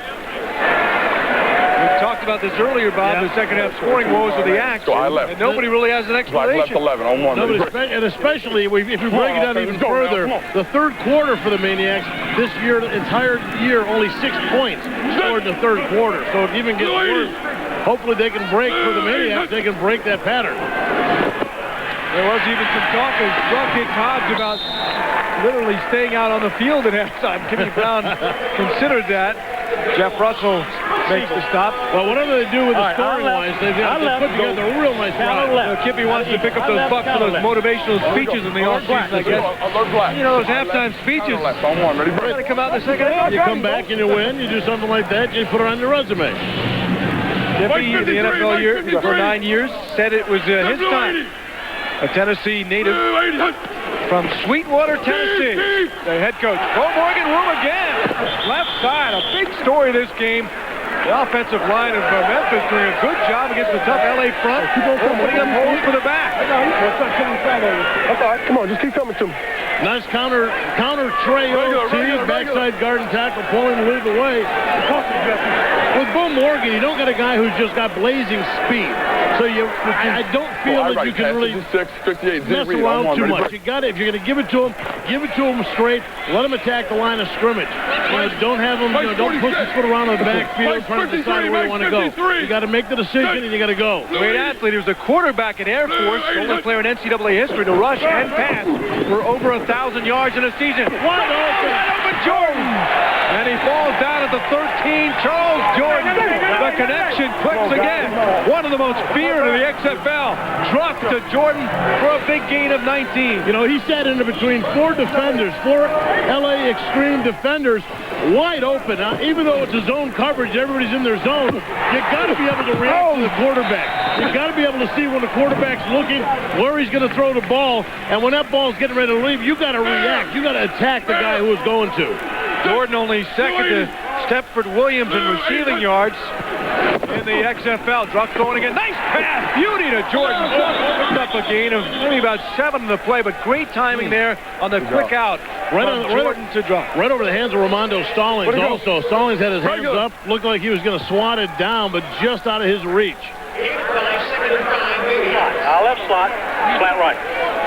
All right, here we go. We'll get it. Let's go. Left slot, slant right on one. Ready, bro? Let's get it, baby. Hey, quick slant. Come on, Bo. You can't mess around. I mean, you can't pick a better one down here. Fair. Always seem to have success. Big Roosevelt Potts is the fullback in front of Bo Morgan. And he's going to be the lead blocker for Bo Morgan, but did not spring Morgan. It looked like he might have had a swing there, but it was quickly gobbled up by Eric Heron. Like I said, he doesn't have the initial speed right off the ball to be able to make the cut. If the hole's not there for him like it wasn't, he had to make the cut back. It took his speed away from him. Let's go. Here we go. Strong right. Fake dive right. Quarterback keep pass right on one. Ready, bro? You're wheeling it. It's a 3rd down and 4. Memphis is 0 for 3 on 3rd down in the game so far. On the season, doing pretty well on 3rd down. 39.6%. Pass complete. Bo Morgan. Touchdown. X again. Bo Morgan, the versatile back. We told you he could could throw, he could spot you with a run, and he could catch it too. Nice speed getting himself out there. And like I said, he got the momentum going. He got out in the flat, and they could not keep up with him. Watch him come out of the backfield there, 32, running right along the goal line. Number 2, Ron Carpenter trying to go make a play, but when you're catching the ball in the 1, there ain't a whole lot you can do to stop him going in. It's up. Memphis 1 out of 2 in the conversion. So far today. And Memphis has matched their third quarter scoring for the season. Jordan in motion. Morgan running through a tremendous hole. Huge hole. It was Stanford actually on the carry, and a tremendous hole led by Roosevelt, Potts and company. And the Axe are up by 14. What a way to start the third quarter for Memphis. Miller Lite. Grab a Miller Lite. It's Miller time. By Stacker 2, the world's strongest fat burner. By America's Air Force, no one comes close. And by the motor oil that provides maximum protection. Castrol GTX. Drive hard. Well, we heard LA talking about coming out sharp. We've got the ball to start. We're only down by 7. They didn't go anywhere, and then the Axe took over. Bo Morgan, a 7-yard catch. Druckenmiller's second touchdown pass of the game. Stanford running in the conversion, Bob, 20-6. And like we said, Memphis matching the third quarter scoring for the year. Just basically took all past statistics and said, to hell with it, we're just going to go out and take this at it and get some more points. Rochelle following a wall out to the 29 for the Xtreme. Well, Bo Morgan, you're a guy that does all kinds of stuff for this team. That's a good way to get started in the second half. Yeah, it is. It's about time we did something in the second half, and these fans are great for coming out and supporting us today. Hopefully we can keep the intensity up and put on a show. Look at those fans back there, man. They are just up. Fan Appreciation Day. And appreciated by the players, too, which is always nice to see, particularly right in the middle of the moment. Forward to recognize what the fans have done. There have been some great fans here in Memphis in this inaugural year as McCullough takes it back to the 30-yard line, and the experience of coming out to see the XFL. And we've seen it, Bob, in every stadium we've gone to, that there's an atmosphere that just is electric in the crowd here. And a crowd throughout the XFL, something you don't get from quite frankly, for the national press. You don't hear about this kind of stuff, but if you see it and feel it, the people here know what we're talking about, and certainly the NFL players we've seen on the sideline this year in the games, and the players themselves. Run! 48! Gibson in motion. Maddox going to hand off to McCullough here, so McCullough gaining about 5. So again, Memphis with their slim hopes, but looking better as this game moves on. Have to win their remaining 2. They need the Demons to lose 2, including tonight in Las Vegas. But they also have to overcome that, what started out as a 49-point differential, and is now chopped down to 35 with Las Vegas. They played the Outlaws next week, so they can make up a chunk of that next week, but they'd probably like to get it down to the neighborhood of in the 20s at least, so you can hope for a big win next week and have a shot. Yeah, because you're talking about the best defense. We're talking about Las Vegas, talking about the best defense, the dealers of doom, as they've named themselves, and they look like they're a pretty good, tough team to score points against. Tyrone Bell right now. Take a look at him on the field. I'll tell you what, it has been, every stadium we've been to has just been full of people just excited to watch football. And, a lot of the teams, a lot of the cities we're at are teams that aren't used to having football. So there a lot of the excitement comes from. You'll see here, watch coming from the left side of your screen. Oh, right there, a little friendly fire. Tyrone takes a shot from his own player. Antonio Anderson.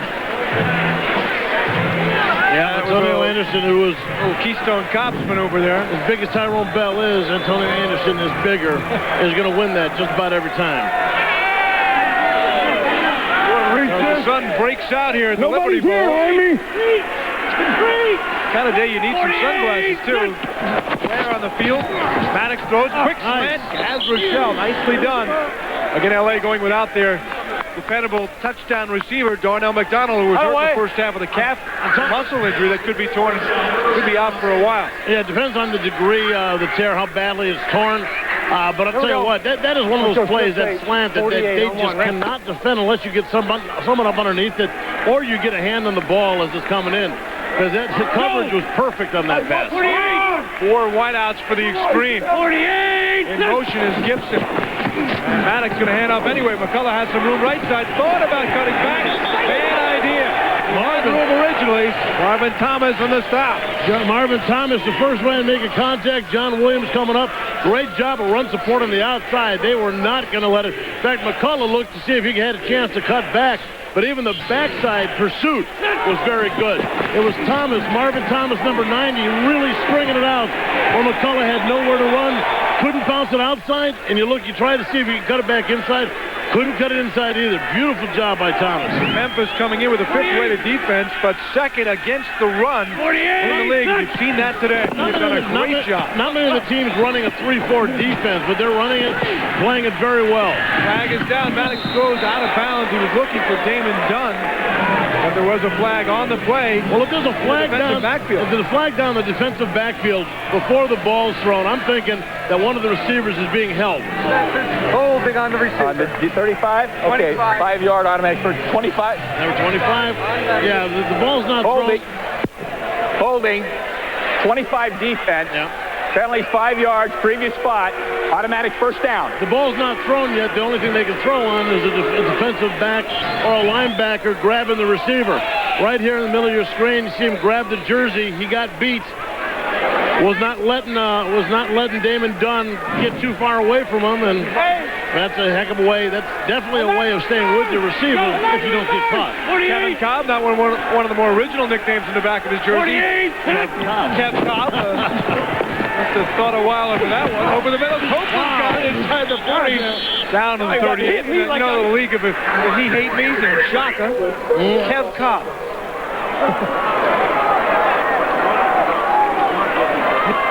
Deuce 45. Here we go, let's go. Let's go, Deuce. Deuce. 45, first down, right?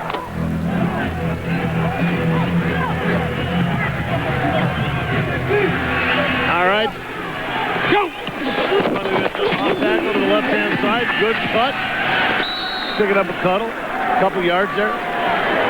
Hogan makes the stop on McCullough. Gain of 4 yards for Saladin. Offensive line's doing a nice job of opening the holes up for Saladin McCullough. They should actually try a little bit more. Wear these guys down a little bit. Make the defensive linemen a little more aware of the run game, and maybe you won't get such an aggressive pass rush on your quarterback. Go! 48! Run! Lugan 48! Set! The commander gives Maniax the plays the quarterback coach. Maniax firing, and receiver was bumped.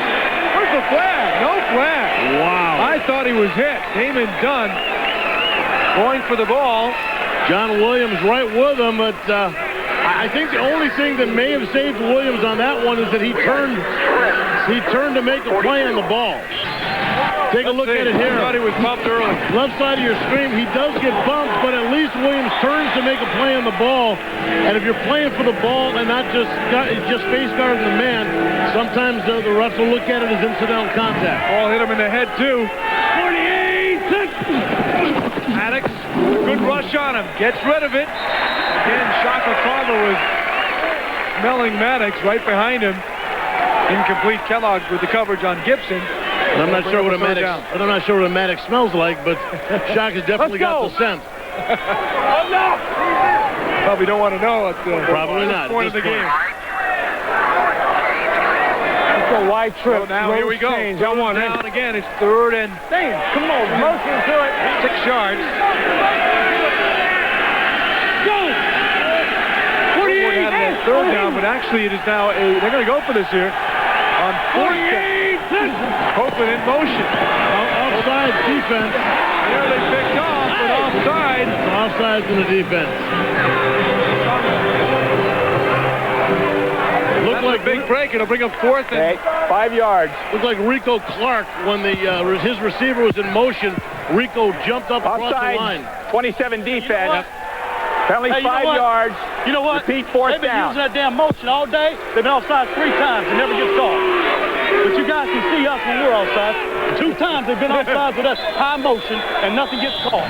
Well, that was those kind of plays. Watch top of your screen right there. Rico Clark goes to make contact with his guy, definitely crosses the line of scrimmage. Big break there because now it's 4th and short, 4th and 1. Can certainly run the ball now. Have that option with McCullough in the backfield. And behind him is quickly in motion is Gibson to the right in motion. They may have drawn another flag. McCullough was taken, but I think Gibson's motion again caused the Axe to go offside. Well, it was the left defensive end. I didn't see who was in there, but they better hope it was on the defense after a run play like that. You know, it's a good move, Bob, because a lot of times the players are anticipating the guy in motion, and as he gets to the line, they take off, and it's sort of a fake. He stopped right at the line. Yep. Offsides. Defense number 90 in the neutral zone at the snap. Penalty will result in a first down, 5 yards. A set play. Watch what happens here. You saw, just like Craig said, the motion guy gets to the line of scrimmage, and normally his motion times up with the snap of the ball. Has to, yeah. He stops, and sometimes as a defensive lineman, you're looking for any kind of clue to give you a quicker jump on the ball. Open in motion. Now the defense got to worry about that play. 2 penalties, big penalties. Gibson sneaking in, and that's sort of been the story as Gibson gets the first down of Memphis this year. You know, they played well at times. They seem to make these penalties just at the wrong time or cough the ball up. Good choice, Tommy. Wide trips, 43 sprint. Well, the first face you saw there, wide Jim trip, Parker, the offensive 43 coordinator, sprint on 1, right? and Luganville, the son of the head coach, Tom, radioing back to the quarterback. The last play was a beaut because they had him in sprint away from Shaka. You heard him call sprint again, so I think they're trying to keep him away from Shante Carver. In the backfield, McCullough gets around Carver. He's going to break in for a touchdown. And the LA Xtreme, thanks to 2 4th-down penalties for the Axe, keep the drive going, do not have to bring the field goal unit on, and score the touchdown. 14 yards on the score. Memphis, like you said, shooting themselves in the foot, causing their own problems once in the 4th and 6th. 2 offside penalties give the Xtreme a first down, and beautiful call. Great call by Jim Barker, the offensive coordinator. They kind of sucked in Carver, as you talked about there. They brought him deep in the backfield, and McCullough went flying by him. So now it's an 8-point game. This is a huge conversion attempt here to bring them within 7. Trouble for Maniax. Cuts it off quickly. McCullough could not tuck it in. Richard Hogan, Anthony Marshall. When Saladin McCullough caught that ball, I thought he's powerful enough to take it in. But look at that. Marshall and Hogan just crushed him at the 1-yard line. So as the 3rd quarter winds down, the Xtreme are back within 8. Here at the Liberty Bowl in Memphis.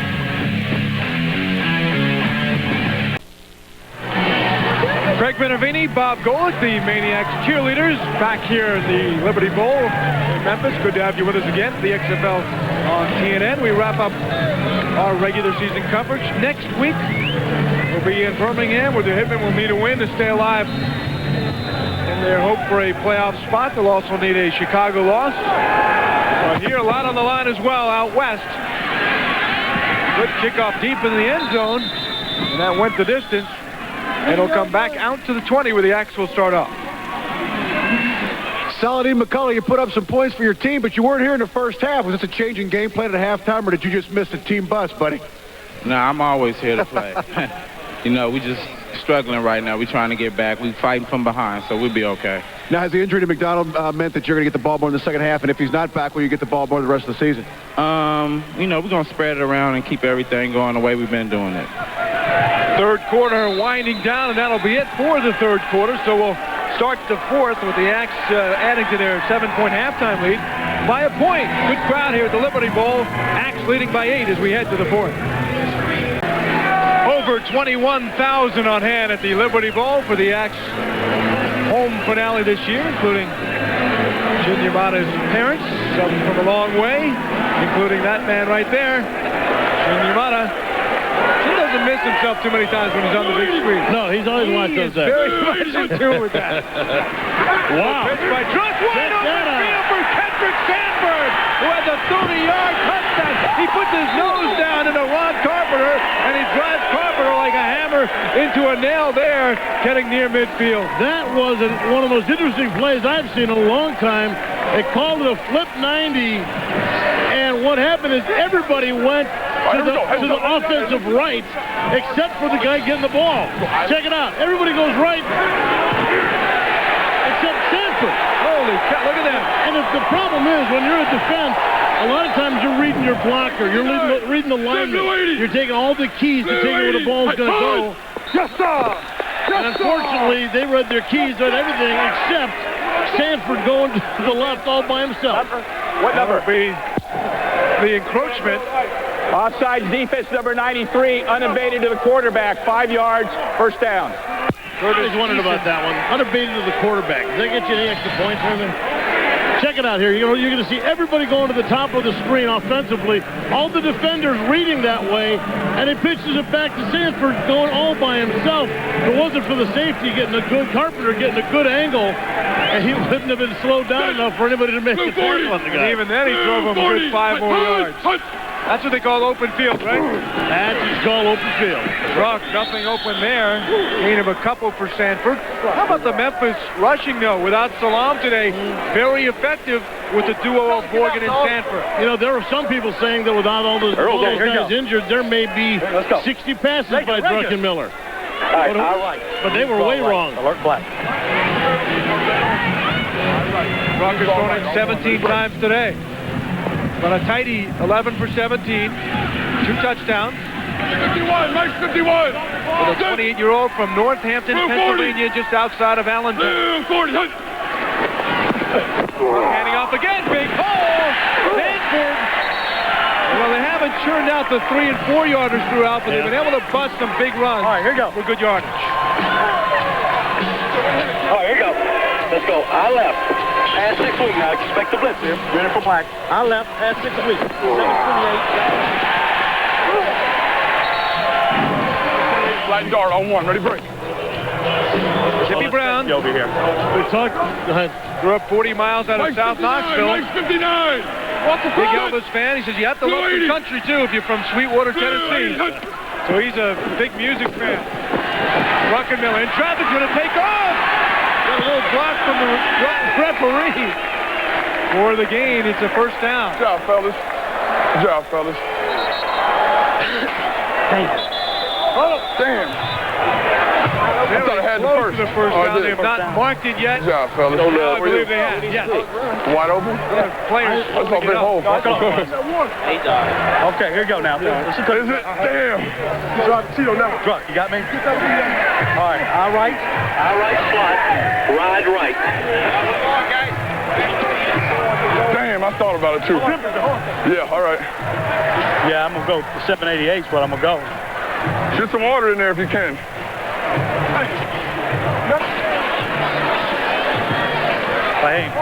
Taxing Bob isn't for the head coach. Let's go in. Call the plays. I know Kippy said he does not want to do that next year.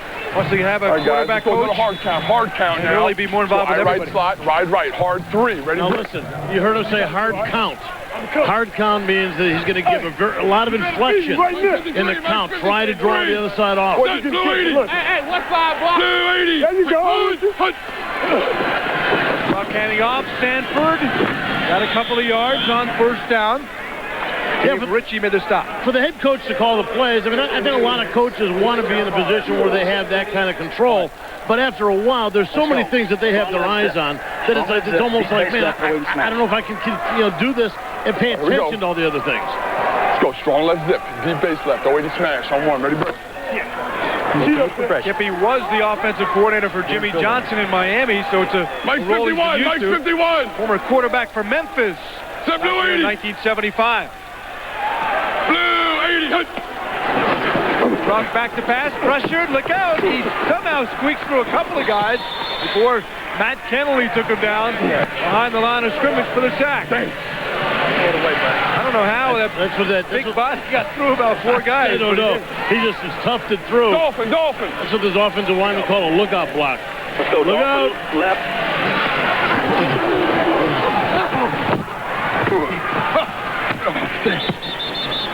So you want to play quarterback. LA special, X read on 1, ready, break. LA special. Look up, yeah. Hey. Let's see what they got the special for LA. 1, 6, blue 40. Blue 40, hut. Rucker's back. Lobbing one, has caught it. Touchdown! Touchdown, Maniax! Daryl Hobbs! And Hobbs beat Ricky Parker. It was a beautifully timed play and a great lead pass, softly feathered in there by the quarterback, Druckenmiller. LA special X Reed. The X receiver was Hobbs. He's the wide receiver, split to the weak side. He's the one that reads. Do I break it to the outside? Do I break it to the inside? He reads what the cornerback gives him. We saw it there. He broke it to the inside, knowing that the inside slant's going to be an easier throw for Druck. Takes it, beats him to the end zone, touchdown. Now a 14-point edge, and every point is important, not only for the game, but the playoff chances. 59. Going to make up the differential with Vegas.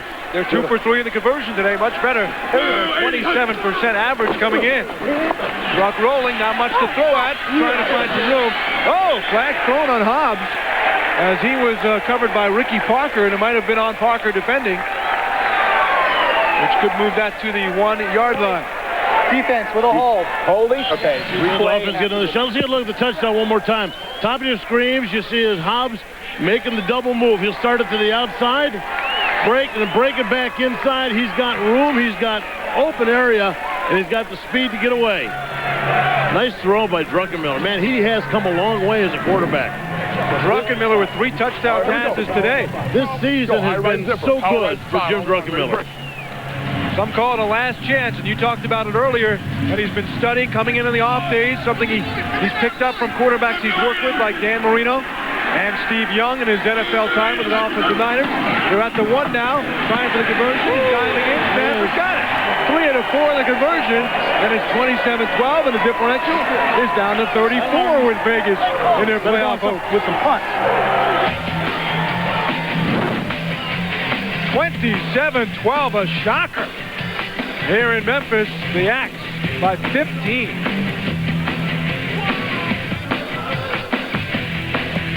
Next Saturday at 8 p.m. Eastern, 5 Pacific on NBC. A change in the schedule.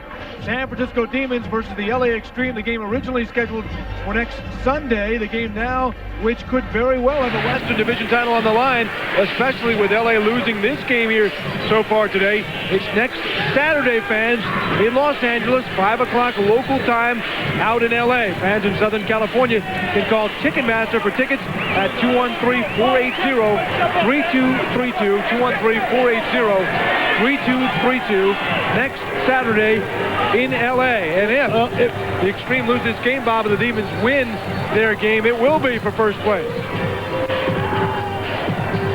You saw Jim Druckenmiller, Daryl Hobbs, the connection that has made this victory so smooth so far. Potential victory, I guess we should call it. Yep. But with a 27-12 lead, and the Xtreme not really showing any tremendous explosiveness yet. You know they're going to have to go away. As much as they might have wanted to use Sullivan McCullough, they haven't used him much. They're going to have to get away from him now. They only have 10 minutes left, and they got to open it up with Maddox. It will be Gibson at the 15. Damon Gibson, good return man, finding his team. Got to the 26, but you know what? Very good coverage all day long by the special teams of the Axe. And that time it was Keith Crawford. Well, Coach, you guys have struggled offensively in the second half all year long. This looks like a different second half team. Well, not all year long, but we've had some struggles like everybody else. But, his execution is doing things right and not turning the ball over. Do we expect to see more passing offense from you guys since points could be a factor in the playoff race? Yeah, we're going to run our offense. We've got nothing to lose. Druckenmiller with 3 touchdowns for the second time this year against Chicago back on the 10th. The lead high. Maniax with 4 twice, and Jeff Fromm for Orlando with 4. With that deflection, Enrico Clark had some thoughts about not only picking it, but heading into the end zone. Well, we told you about the playoffs, and The only way Memphis gets in, they win 2, and San Francisco loses 2. Then it comes down to this point differential, which was 49 coming into the game. Now it's 34 points. This current point differential with Las Vegas. Plus, next week, 48. They get Las Vegas. They need help, but they can, at least as Copeland tries to catch it, they can take care of the differential on their own next week against Vegas. But they really need a 1-point Vegas win, a very slim Vegas win tonight, to not extend that differential, and really could use another score or 2 right here today. Well, they know what it's all about, and you heard Kippy Brown. I mean, it's whether it's because he wants to keep his offense in sync or whether he wants to build the score up. Hey, if you're this Memphis team, the Maniax team, you got to go for as many as you can get right now. Maddoxon under pressure. He's hit hard by Marvin Thomas. The ball squirting free. Oh. Maddox having words with Marvin Thomas. Flag thrown. Maddox a fiery guy. He is a guy that likes to fight his own battle. One of your guys did something too. Hey, back up! There's no doubt there's some frustration going on there. It was number 90, Marvin Thomas, coming in to make the hit on Tommy Maddox. And, boy, after the play was over, Tommy just went straight to him. Here it is. You see Marvin Thomas right there, catches him underneath the arm. Oh, he threw a couple of little extra shots in there for good measure. Defense. Personal foul. Offense. Those penalties canceled. And 4th down. It was a clean shot. In fact, it was a beautiful, if you're a defensive lineman, it's a beautiful shot, catching him under the arm like that. But when he took him down, there was a little extra jabbing going on by Marvin Thomas.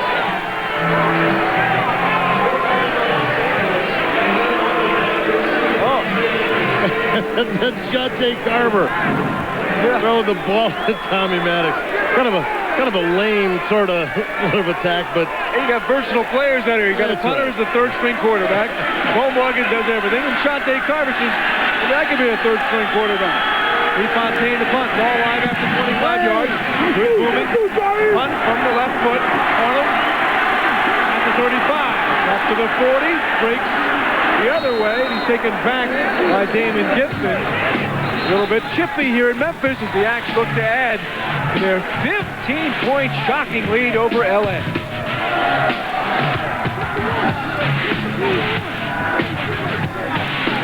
All right, well, we've got it. While we listen to our music, we've got a flag down the field. We're going to figure out what's going on. And on the receiving team during the run, penalty be 10 yards from the end of the run. 1st down, Memphis.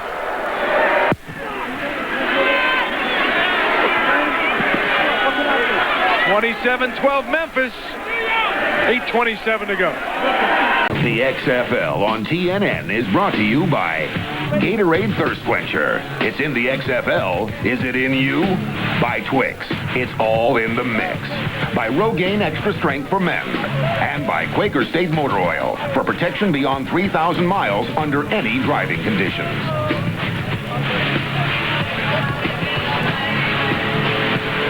Back in Memphis, the Axe up by 15, a team that had lost 3 of the last 4 games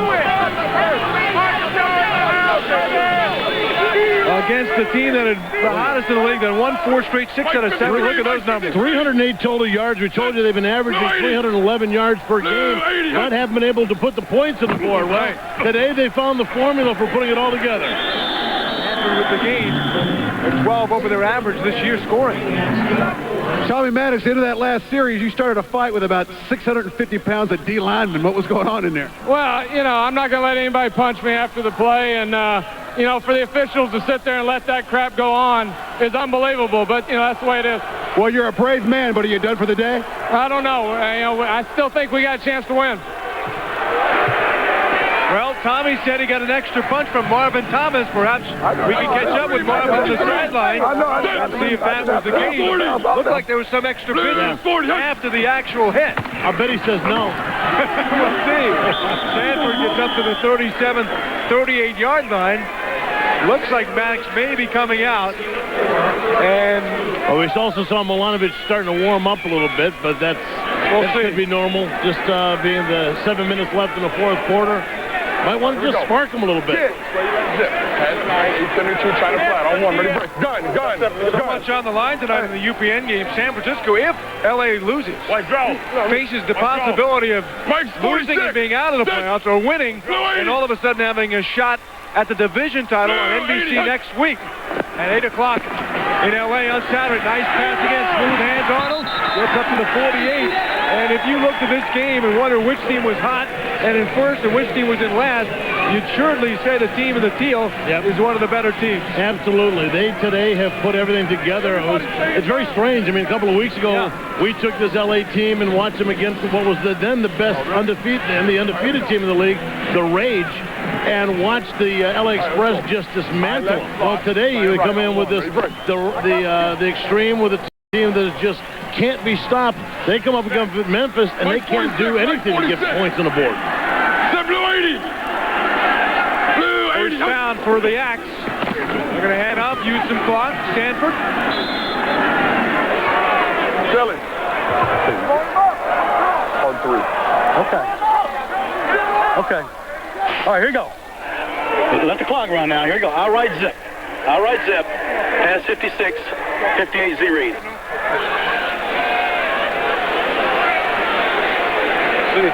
All right, let's go. Let's go. Outright zip. Pass 56. 58 Z read. On one. Hey, I think Druck's like a dog licking his chow. What's the play that he's so shocked about? We heard X read before. That was the Hobbs. Z is the receiver at the top of the field. That's Jordan. It'll be his read. Fake handoff. He's going to go downtown. Druck was hit, thrown around. It's intercepted. Ron Carpenter, but there is a flag down. That might have been a late hit. This may come back. Carpenter's taken out at the 36. Let's see Druck looking at the ref. And yes, it's roughing the passer against the LA Xtreme. Well, part of the problem is that when you call a read, you have to be able to have a chemistry with your receiver. Druckenmiller read that he was on a go. Roughing the passer, 97 defense. 15 yards, previous spot, automatic first down. There you go. Was this after the actual throw, or as part of the process? It's part of the process. So you'll see the hit here. There was that extra throw, the extra toss down. But what Druck did, Druck read Jordan on a go. He saw him break to the inside and throw it deep. Oh, no, Druck! Hey, and what Jordan did, Jordan broke it off on a curl. And so at that time, by that point, Druckenmiller already had a defender in his face, so he couldn't see that the route had been cut short. And what Dave Ritchie did was absolutely dumb, because he cost his team the interception on a late hit that had nothing to do with the play. Didn't cause a bad pass. We'll watch here. You're going to see Jordan at the top of the screen. Druck is right now. He's seeing it go because he's just sprinting down the field. Oh, he turned but inside, as the ball is, as Druck is getting hit, that's when Jordan decides to turn it inside. And the ball at that point, he can't see the receiver anymore. And there's the, as you see, the end of the play, the little extracurricular. He did let up a little bit. I think it was more the hit than the throw, because he made contact with him well after the actual pass, that first hit. Right. And then he threw him. Marcus Crandall has come on. In the middle of the sequence here. He hands off to Bo Morgan. Druck, and they may have been shaken up on that play. I just have a feeling at this point with 4 minutes left, they say, you know what, let's just get Druck out of there. They're bringing the defense hard on him. His numbers today, 150 yards passing. You saw this total offense today, well over 300. I don't know, we'll pick it up when we come back, but with the point differential, every point is critical for Memphis right now. Jim, you're over here on the sidelines relaxing, but there's a point differential that could come into play in the playoffs. Would you like to be back out there, and how do you feel about that? Well, you know, Marcus, it's a rough sport for the quarterback here, so you never know what can happen. So we got to give Marcus some time, get him in there, let him get some reps, and, we're playing to win. But you guys do need points. Wouldn't you like to still be in there? Yeah, we would. There's no doubt about it, but, it's a decision we're going with right now, and that's the way it's going to be. All right, we'll follow up with Skippy Brown's got his thoughts on this with 4:08 remaining here in the fourth quarter. The Axe by 15 have switched quarterbacks with Crandall after a 3-touchdown effort from Druckenmiller. I thought originally maybe he was shaken up by that hit, but that obviously is not the case. Crandall certainly a very good quarterback with the start at the beginning of the year. He can throw it as well. Well, Morgan drops the ball on the 3rd and 10. And now they're going to... Hey, I couldn't. He forced the punt or maybe a trick play here. Jeff Ball. Just get it off. Chris, got to get it off. Hey. That's kind of a hard decision to understand from my shoes here, Bob, thinking that if your slim playoff hopes are all contingent on this point differential, why would you take the guy out who's having a big game against the very tough Xtreme? I can only think that they just, they want to try and keep the other guy healthy. It just took a big hit. It doesn't mean anything next week if you don't cut the differential. I agree with you. I don't know. Nice punt, though. Gibson at the 6. Taken down quickly. Nice tackle, Keith Crawford, after a gain of about 6 right back. So 3:26 left. Hey, Skippy Brown's Axe still lead by 15. Well, Coach, right now you guys trail Las Vegas by 34 points. They still have to play tonight. Did you even think about going for it right there to try and get some more points on the board? No, the most important thing is to win a game for these great Memphis fans and get a win under our belt. We've got next week to play. We go to Vegas.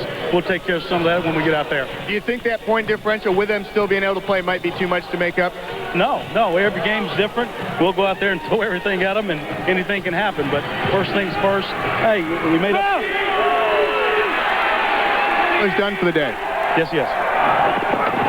All right, that's Kippy's answers. Maddox filing incomplete. He may say the differential is not too much to make up, but by the actions of not going for it on the 4th and 7 and then switching quarterbacks, and nothing against Crandall, but he's not the starter for whatever reason that is by Kippy. Druckenmiller hot, 3 touchdowns, approaching the league high of 4 in a game. I don't understand the 150 yards passing, over 50, 60 yards. Can you get it? Running the ball. So, he's looking at it from the respect of just getting it one game at a time. 48! He's not going to sit there and analyze it like we're going to do. Right. Which, right or wrong, that's the nature of his beast is the coach. He's just going to take it one at a time. After that shot that Drunk took, you probably started thinking, you know what? Now look. Protect him a little bit. The important thing is holding the ball. Running up extra yards is not going to help us here. Okay? Make sure we secure. Hey, you gonna run it out? Elbow down. You gonna run it out, Kip? Huh? Run it out? You gonna run it out? No. I'm talking about run the ball. No, we're going to start blocking. The important thing is holding on to the ball. 48! They're going to go after it and try and block it. Maddox trying to bomb downtown. Damon Dunn overthrown. Incomplete. Now, granted, this is a long shot, as we talked about. To make up that many points is really a long shot. But it is the only hope that they have clinging to try and make the playoffs is win 2 and win by as much as possible, even to the point of doing plays that are unusual. 4th and 7, down deep. But, you're still talking about a situation where they're going to have 2 losses by San Francisco. We're sitting here counting points on the point differential, but it's still a matter of them winning their next 2 games and San Francisco losing 2. San Francisco, though, Bob, they're playing at L.A. next week, which is going to determine the West Division, potentially. And even if not, it's a tough game at the Xtreme. Oh, that's a good tackle right there. Taken down by Tinker Keck on the play. Got a flag down on Arnold. We're about a 48-yard line. Okay, regular. Now, one other point, Bob, that we haven't brought up, and that is the Orlando Rage. Watching this one with a big smile today. On the flyer. Okay, and Memphis is the Axe hang on. Orlando will clinch the overall top seed in the XFL. And that means holding 25 of the receiving team during the return. Penalties 10 yards from the end of the run. First down. So you heard the penalty. The Orlando Rage, if this score holds up. Let's go. Marcus. Check it out right there. You can see the block. You can see a little bit of shirt, a little bit of shoulder pad. One of the guys half undressed. It's an ugly sight all around. Approaching the 2-minute warning. But if Orlando can win their first-round playoff game, Bob, then the championship big game at the end would be in Orlando. A big if, but Orlando Rage watching this game. We'll see what the Axe will do. Deep in their own zone, trying to put some points on the board, we think. Back in a moment. Football fans, coming up in 15 minutes on UPN. There's more XFL action. The San Francisco Demons take on the Las Vegas Outlaws at Sam Boyd Stadium on UPN. The loser of the game will be eliminated from playoff contention. The Demons, the Outlaws, coming up 15 minutes, 7 o'clock Eastern, 4 Pacific on UPN. And for San Francisco now, this game looms even larger because a victory not only puts them in a playoff spot, they will have clinched with a win, but gives them a shot against LA next week in the NBC game to somehow pull out first place in the West. And that chance remains if Memphis can hang on here and San Francisco can win their game. Of course, the Axe are hoping for a Demon loss to keep their playoff hopes alive. And we talked about the change of quarterback Marcus Crandall and the choice. Okay, why not go for more points just in case it comes down to a point differential? Marcus Crandall goes in. You can still go for the points with a new quarterback. And obviously, Bob, no urgency has been sent to this team. They're slowly moving to the huddle. They're running off tackle. I mean, just handing the ball off. They're not trying to divide time. At this point, they don't care. They're just letting them. They're happy with what it is. And letting it run out. But, this is definitely something where they should have run the score up as much as possible. Al Luganville and the rest of the guys would have understood. They understand the game of points. 788 flat check on one. I mean, you can understand if they were losing or, it was a one-point game maybe and it was a 50-point difference still. They made up 15 points in 3 quarters, basically. And been guys slowly moving to the huddle. There's no sense of urgency. Crandall's going to throw here. He's going to go bombs away here. He has Hobbs out there, and it was just a penalty. Oh, I don't know. That was a late flag. The refs defense, he was digging for the flag. He was having a hard time getting out of his back pocket. Catchable ball? Yeah. Really? Ball was catchable. He was moving right on behind him. Defense number 29. Automatic first down. Spot of the foul. Ricky Parker on the back. We couldn't, from our angle, it was kind of tough to see. But he got it right about there. Jumped him a little bit early. Come on. Making that a 47-yard penalty. Terrible call. It was a bad angle. It was from the first angle was better than that. The bad call. 779 flat check. Horrible call. When have you ever worn black and white stripes? I know. Hey, you watch the game. You don't have to be a rocket scientist. 380. Thank goodness. 380. First and 10, Crandall. Play action. They're going to go for the end zone here. No, short of that, but Jordan, but at least they are certainly smelling the end zone and going for it. Like we were saying just a minute ago, their first play out, they go and run off tackle right. You start thinking, okay, they're just going to let the time run out. And obviously they, maybe Kippy Brown's discussion with our Kip Lewis was changed his mind a little bit. Read right, 580 shoot. Top. Let's go. Here you go. Strong right zip. Let's go. Strong right zip. Read right. 580 shoot on one. Ready? Marcus Crandall out of East Carolina. Led the Pirates to a couple of bowls, including a Liberty Bowl win here in Memphis in his college days. $1.39 to go. In motion is Crawford. And Crandall is throwing down a flag. He's throwing down. That'll be a hold on that one. With the sack, though, they might just decline the penalty. Yeah, well, they're putting them. What's the flag?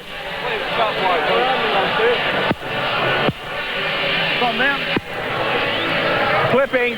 Number 74 offense. Penalty is 15 yards. Previous spot, second down. That's an interesting call down inside in the trenches. I don't. They call on Bernard Williams.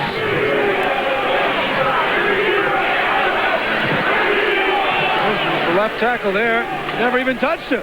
That's two for two. That's 2 brutal calls. That was actually 1 brutal call. The other one before that. Trying to even up, I think. He knew it was such a bad call. You better even that up. They got him for intent. In bad thoughts. It was intent. Intent to clip. So now, Oh, the ball's right here, third baby. and 20 yards. Third and 17, they're listing it. Right, slot wheel. Let's go. On left slot. Now it would be a 49-yard field goal attempt if they don't get this in terms of any yardage. So that would be a test of putting some points on the board in a 15-point game with a minute and a half to go. Green 80. A sack would put them out of field goal Green 80. range. Crandall back, play action, rolling. Rolling and looking. Gonna throw to who? Misfiring with Kitts. Part of the problem you get with a new quarterback who doesn't get a lot of reps is the fact that his vision gets a little constricted. He gets a little nervous, doesn't see a whole lot of things. He had Bo Morgan sitting all by himself. The entire, watch him in a tailback, sitting almost on the XFL logo in the middle. He's going to come out to their left side. Watch, coming out late. He is wide open. If he turns and sees them and lays it out, they've got another touchdown. Well, they're going to buy the 49-yard field goal attempt from Jeff Hall, who happens to have a pretty good boot. He has a good leg. 3 out of 4 between the 40 and 49, although he struggled of late. And they're going to go for it on 4th and 17. Crandall fires. That's not going to be enough. Just a little short. Well, it's close. It is close. Depends on the mark. It is very close. Yeah, hang on. No, it's going to be, it looks like it's going to be a little short. Yeah. It's short, right? By about a half a yard. Yeah. I don't know. Now, you know, you always wonder, and you always talk about the receivers who go out. They know they got to have 10 yards, and they go out and they run an 8-yard route or 9-yard route. You need 17 yards. You can't run 17. You got to go 18 because you know you're going to have to come back for the ball a little bit. And that's exactly what happened there. He ran at 17, came back, caught it about 16, and they marked it. I hate to be Mr. Second Guesser here, but I kicked the field goal there for 40. Oh, jeez. Get 3 more points.